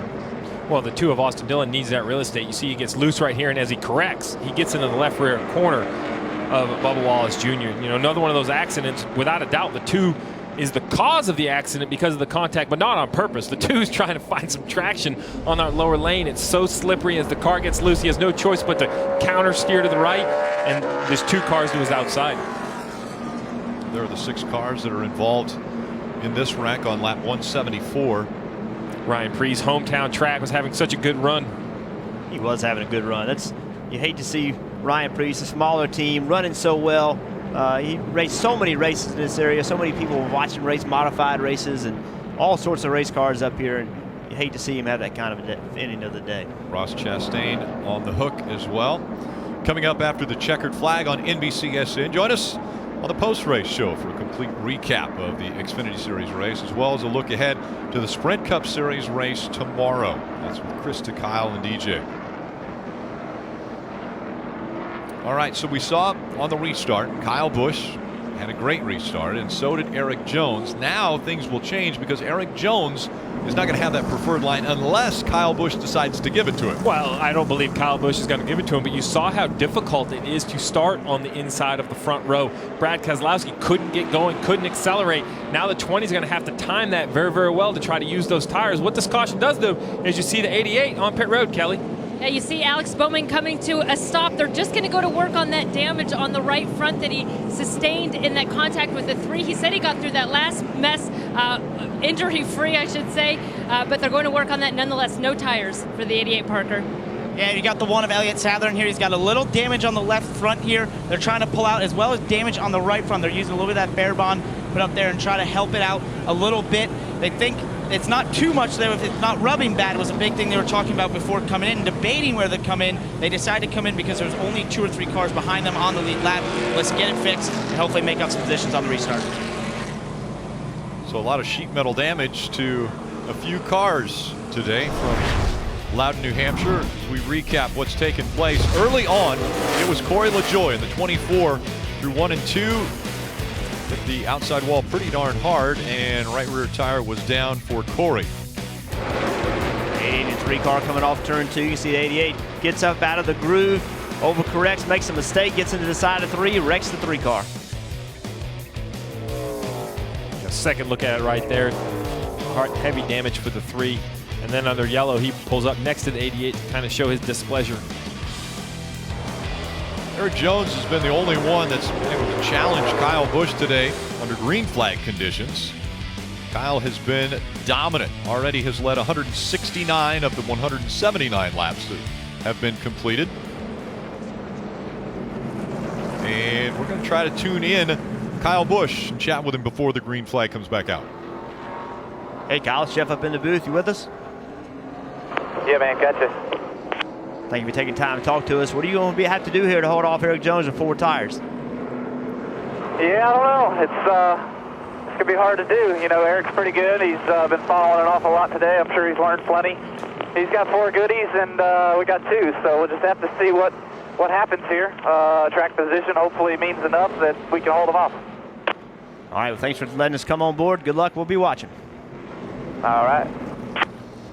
So we would expect Kyle, obviously wanting to win this race, to choose the outside line. That has been the preferred for the start. And that would pin Eric Jones down on the bottom of the racetrack where he has not had a lot of success on restart. Well, and pin down, I think, is the plan. First, Kyle Busch wants to try to beat him out of the restart zone, but if he can't do that and they go side by side into turn 1, Jeff, that 18 has to hold the 20 on the flattest part of the racetrack. And that's a problem when you try to hold a car down like that. Remember, these are not new tires. They've cycled these tires a couple times. There's debris on the tires. So if the 18 tries to hold the 20 of Jones down too much, the 20 gets into the side of the 18, and then we see the wrecks just like we saw the restart before. And let's not forget about Daniel Suarez in the 19 behind Kyle Busch. Here's what they had to say on the radio. All right, heads up on this last restart. Hopefully it's the last one. We'll see. But it usually gets pretty crazy here. Short track racing, and keep your heads up. You never know what's going to happen in front of you. We're still in this. Nice thing about the car owners in this case, you got Joe Gibbs with 3 cars in the top 4. One might be happy, the other 2 aren't going to be. It's tough being a car owner with a multi-car team. Eric Jones will be on the inside. Kyle Busch, the control car, lead car, will be on the outside of row 1 as they get ready to enter the wicked fast restart zone. Back up through the gears they go, racing to turn number 1. Another good restart by Eric Jones. A really good restart by Eric Jones. Timed it well, accelerated well. While he wasn't next to the 18 getting to the corner, he's giving himself a chance. Oh, won a lot of damage to Ryan Preece. All right, clear bottom. Caution's out. And the caution's going to come out again. And I don't think Eric Jones wanted that caution. I think Eric got everything he needed out of that restart. He cleared Keselowski, and Suarez was in the position to try to make the move with those four tires on Kyle Busch. So he's going to have to try to get a restart like that again. He did that one about as well as you could do it. Remember, Ryan Preece was involved in the last incident that took place with Darrell Wallace Jr. and had most of that damage. And you see this was coming to turn number 1, and a lot of sparks on the right side of that car as he's trying to turn left but just can't do it. Parker, what's going on? Well, they were debating after getting involved in that wreck if the right front was rubbing too much. They decided not to try and pull out all the way. They didn't get it enough, and sure enough, it was rubbing too much to that right front, and they had the right front go down.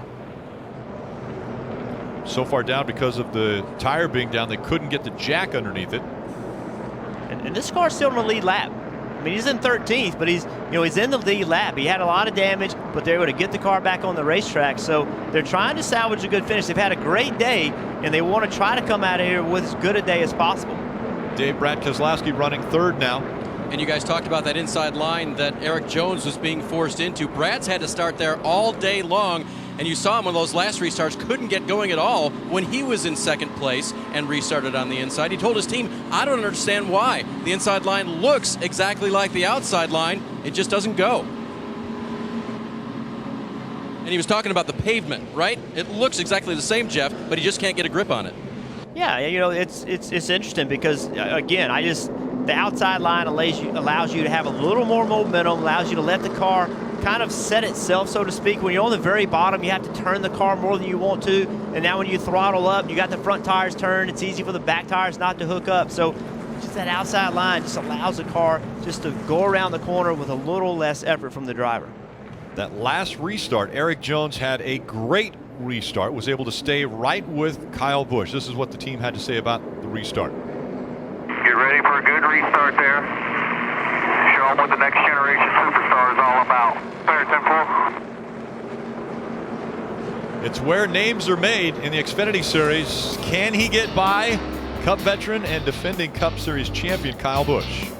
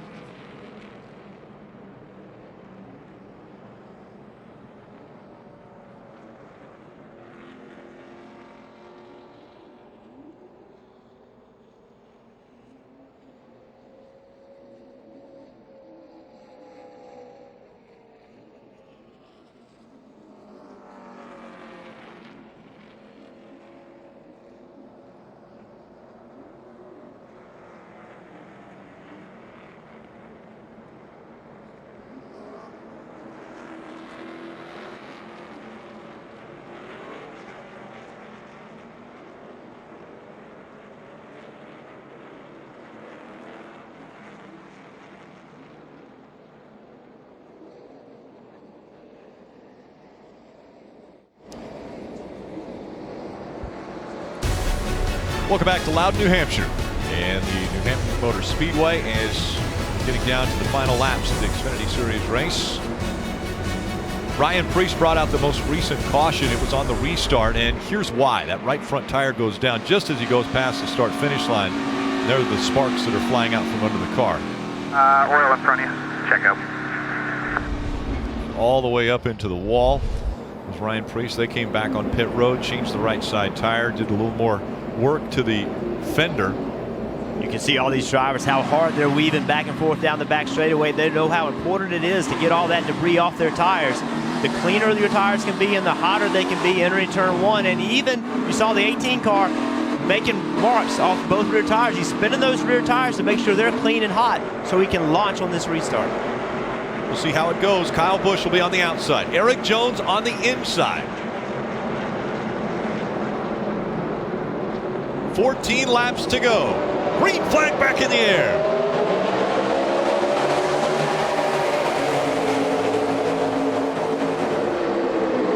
Great restart for Eric Jones.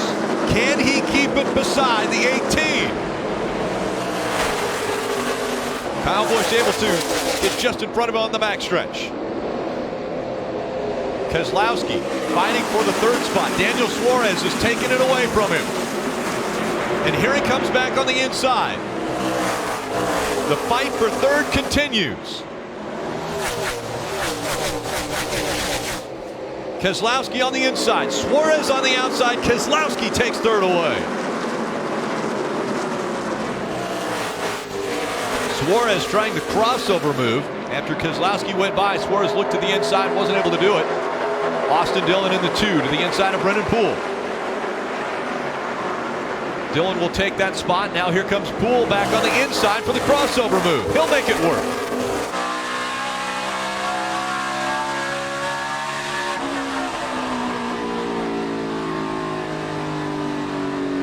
Suarez looking all the way back to Brendan Poole as they go 3 wide. Poole goes way high and Austin Dillon takes advantage of that, as does Justin Allgaier. 11 laps to go now when they cross the start-finish line.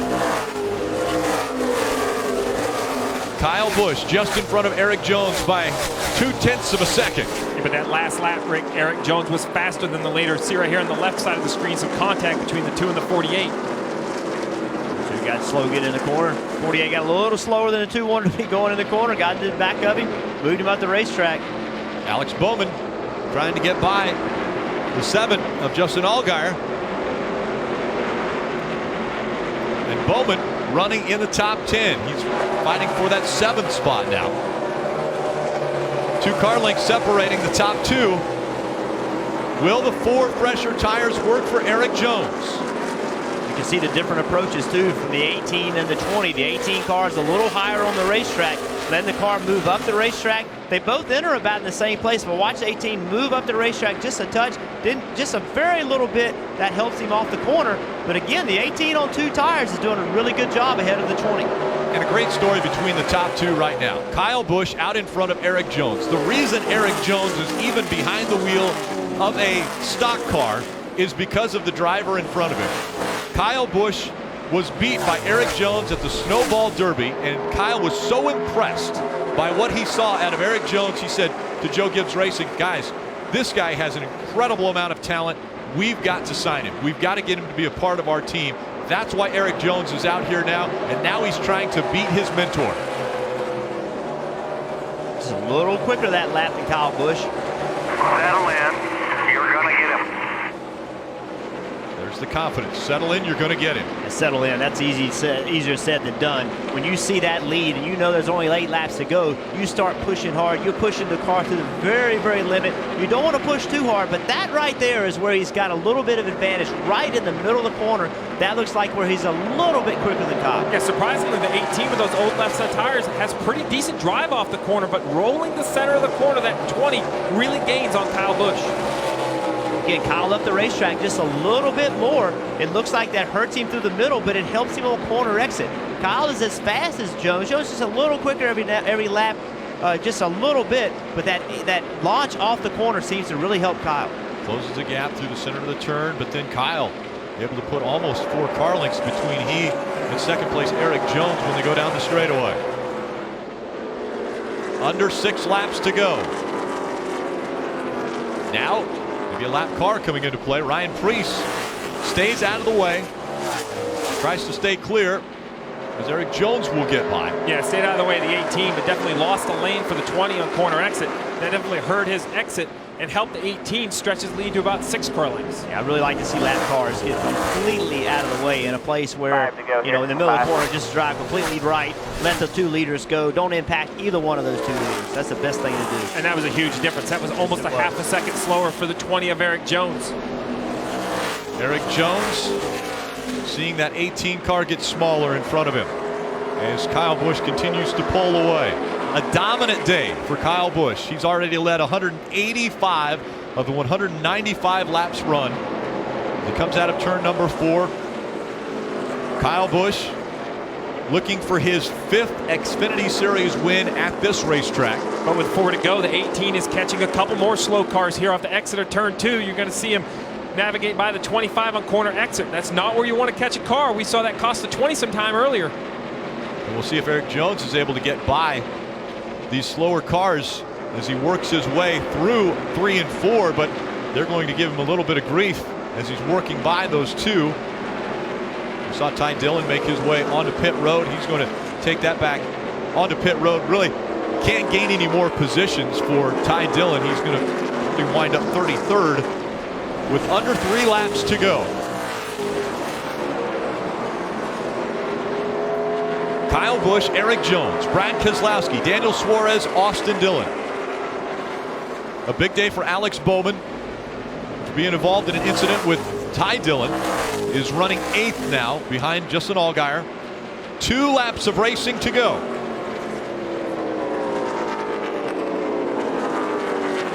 Brendan Poole also with a very good day in the 6th position.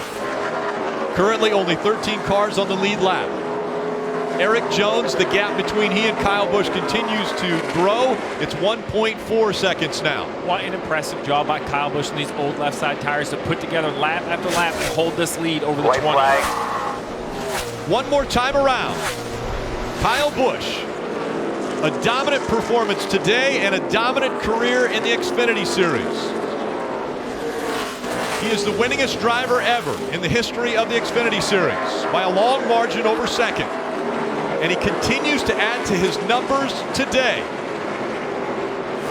Kyle Busch coming out of turn number 4. The next flag he'll see is the checkered flag. Kyle Busch is going to win in New England. Good job, guys. Way to do it. An awesome day, boys. Nice work. Good job, bud. Good job. Were you a little worried there on that first restart? And Eric Jones is going to finish up in 2nd. Brad Keselowski holds on for 3rd. Daniel Suarez 4th. Austin Dillon a top 5 finish.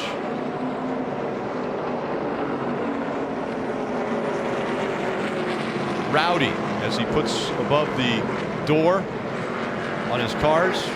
Kyle Busch, another win. Career win number 82 for Kyle Busch. And you look at the gap between he and Mark Martin. 33 races more. Think about just that.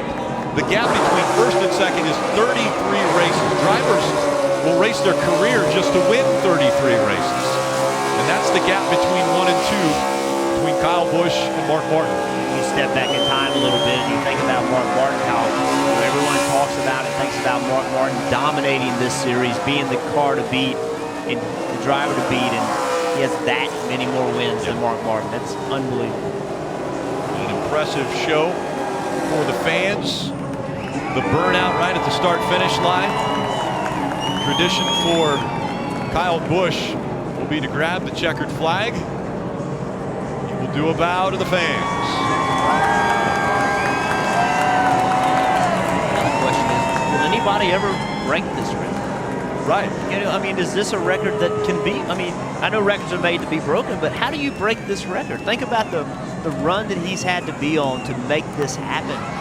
would somebody else do that? I mean, it seems like it's unbreakable. And Jeff, he's 31. He's not slowing down at all. He's the defending Cup Series champion. The bow to the fans. He'll make his way to victory lane, which he's been able to do many, many times in his career. But you're right. It's a number I wouldn't say similar to, but almost as daunting as what the King has put up there. 200 wins in the Cup Series. We know that will never be touched again. 82 wins already in the Xfinity Series. Can it be touched? And he runs part-time.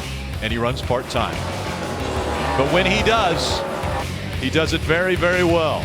Kyle Busch wins again in the Xfinity Series. We'll be back to hear from him next.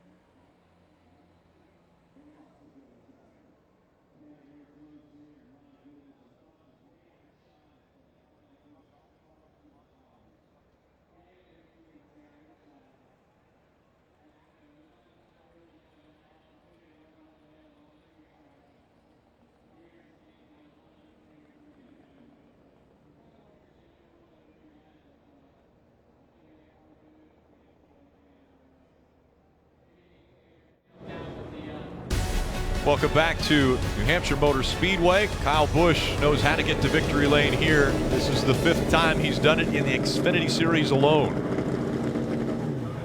Part of a dominant Joe Gibbs Racing organization that has had great success at Loudon over the past few years. And he will once again be able to celebrate another win. Career win number 82.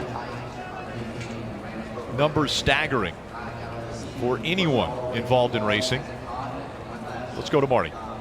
Kyle Busch has pulled into victory lane, put some sunglasses on, a little NOS hat, going to get out and celebrate at New Hampshire, something he's accustomed to doing. And the team douses him with water. Let's ask him about this final restart and knock your NOS bottle off there. I'll ask you what your crew chief Chris Gale asked you. Were you worried on that first restart when it looked like the 20 might get you? A little bit. I was. You know, he got a good restart, got to my inside and stayed there a little bit. And then the next one, he kind of stayed alongside of me a little bit too. But he ran me clean and gave me room and didn't door slam me or nothing in order to try to get the win. I mean, our cars were pretty equal, I felt like, and that it was just a matter of track position, you know. And I thought the 4 tires would pay off for him, but it really didn't. That's just Loudon. I mean, that's just what this place is. So can't say enough about Chris Gale and everyone on this NOS Energy Drink Camry. They did a great job for me, and Chris made some good calls today, some really good calls. And you know, we had a stout car and we had a stout engine, JGR engines, and Toyota TRD. Appreciate their support, of course. And you know, Xfinity Series. This is fun to come out here and run here, race here, win here, and of course the fans as well too. You know, we appreciate those that were here and those on TV. And last week I missed my DVX folks, so I appreciate this being a day race and having my sunglasses on today. But you know, it's fun to get out here, get some experience, learned a couple things today, and hopefully I can take that tomorrow. 82 career wins now, and I don't know if you know it, but in the middle of the race, you went over 17,000 laps led in your Xfinity Series career. Did you ever dream numbers like this were possible when you started in the Xfinity Series? I guess they're big numbers. I mean, I really don't know what... they're all records. Well, yeah, I really don't know what big numbers are. I mean, records are made to be broken. So, you know, there may be somebody like me that comes on down the years and down the road that does the same thing that I've been fortunate enough to be able to do. That I'm with good team here at Joe Gibbs Racing, and you know, I got great partners with NOS Energy Drink, of course, and the people that have been behind me all these years and running in this series. And you know, it's something cool for me to do, fun for me to do, and also helps me out and gives me a little bit more experience. Just some amazing numbers for Kyle Busch. His 5th win in the last 8 New Hampshire races. He's back in victory lane here at New Hampshire. Dave? Marty, Eric Jones chased that record setter all day long. In the end, Eric, what was the difference between you and Kyle? You know, I don't know, just a little bit clean air, honestly. I think we were just as good, if not a little bit better when we were up close to him. And we had a lap car right in the groove off of 2, and it took all the pressure off him to the point where, you know, he wasn't worried about making a mistake. And I think we could have stayed a little closer. We may have been able to force him to make a mistake, and that's how we got around him earlier in the day. But we did a good job all yesterday getting the car better. We weren't where we needed to be, and got it really up to being the class of the field with the 18 all day today. So that feels good, but we just need a little bit more out of the GameStop Camry. It feels good to be up there with him, but we definitely want to beat him one of these times straight up. So we'll keep working at it and get a little bit better. And that strong finish today, guys, a NASCAR representative came and told us he is officially locked in to the Xfinity Chase. And that's good news. It means he will not drop out his points. He's already got 2 wins on the season. The battle on the track that probably got the loudest was between Ty Dillon and Alex Bowman. Bowman getting into the right rear quarter panel of the 3 and into the wall he went. And so behind the wall, Ty Dillon and the 3 team went to work, and they were down 56 laps at the end of the race. When Ty came back out on the track, made sure his presence was known around Alex Bowman. And so we've heard from Ty Dillon already. Now let's hear from Alex Bowman. He's with Kelly. Yeah, and Ty Dillon making his feelings known earlier when he said he definitely thought it was intentional after we showed him a replay. I know I heard otherwise from you on the radio, so what happened? Yeah, definitely. You never right rear somebody intentionally, you know. I hate that I put us in that box. He drove me way up the racetrack. He obviously got tight underneath me, and I had a ton of wheel in it to the left, and it got up the racetrack, and it finally caught, and I barely came off the wall, you know, like you come off the wall 6 inches and you tag somebody in the right rear. So I hate that for the 3 car. It's unfortunate, but definitely didn't do it intentionally. He can think what he wants, but he'll get over it someday. Definitely didn't mean to. Really got to thank Genesis Brake Light, everybody at JRM for doing an awesome job digging us out of that hole that I put us in. So obviously we were better than 8th place car, but we'll take it and move on. Obviously the biggest weekend of your careers. You'll now turn to the other 88 on the Cup side tomorrow. Good to put this race behind you now so you can solely focus there? Yeah, definitely. I mean, obviously we would have hoped for a better day, and that's what we wanted, and felt like we had a better race car than that, but it is what it is, and I think definitely we can move on and have another good day tomorrow. All right, thank you, Alex.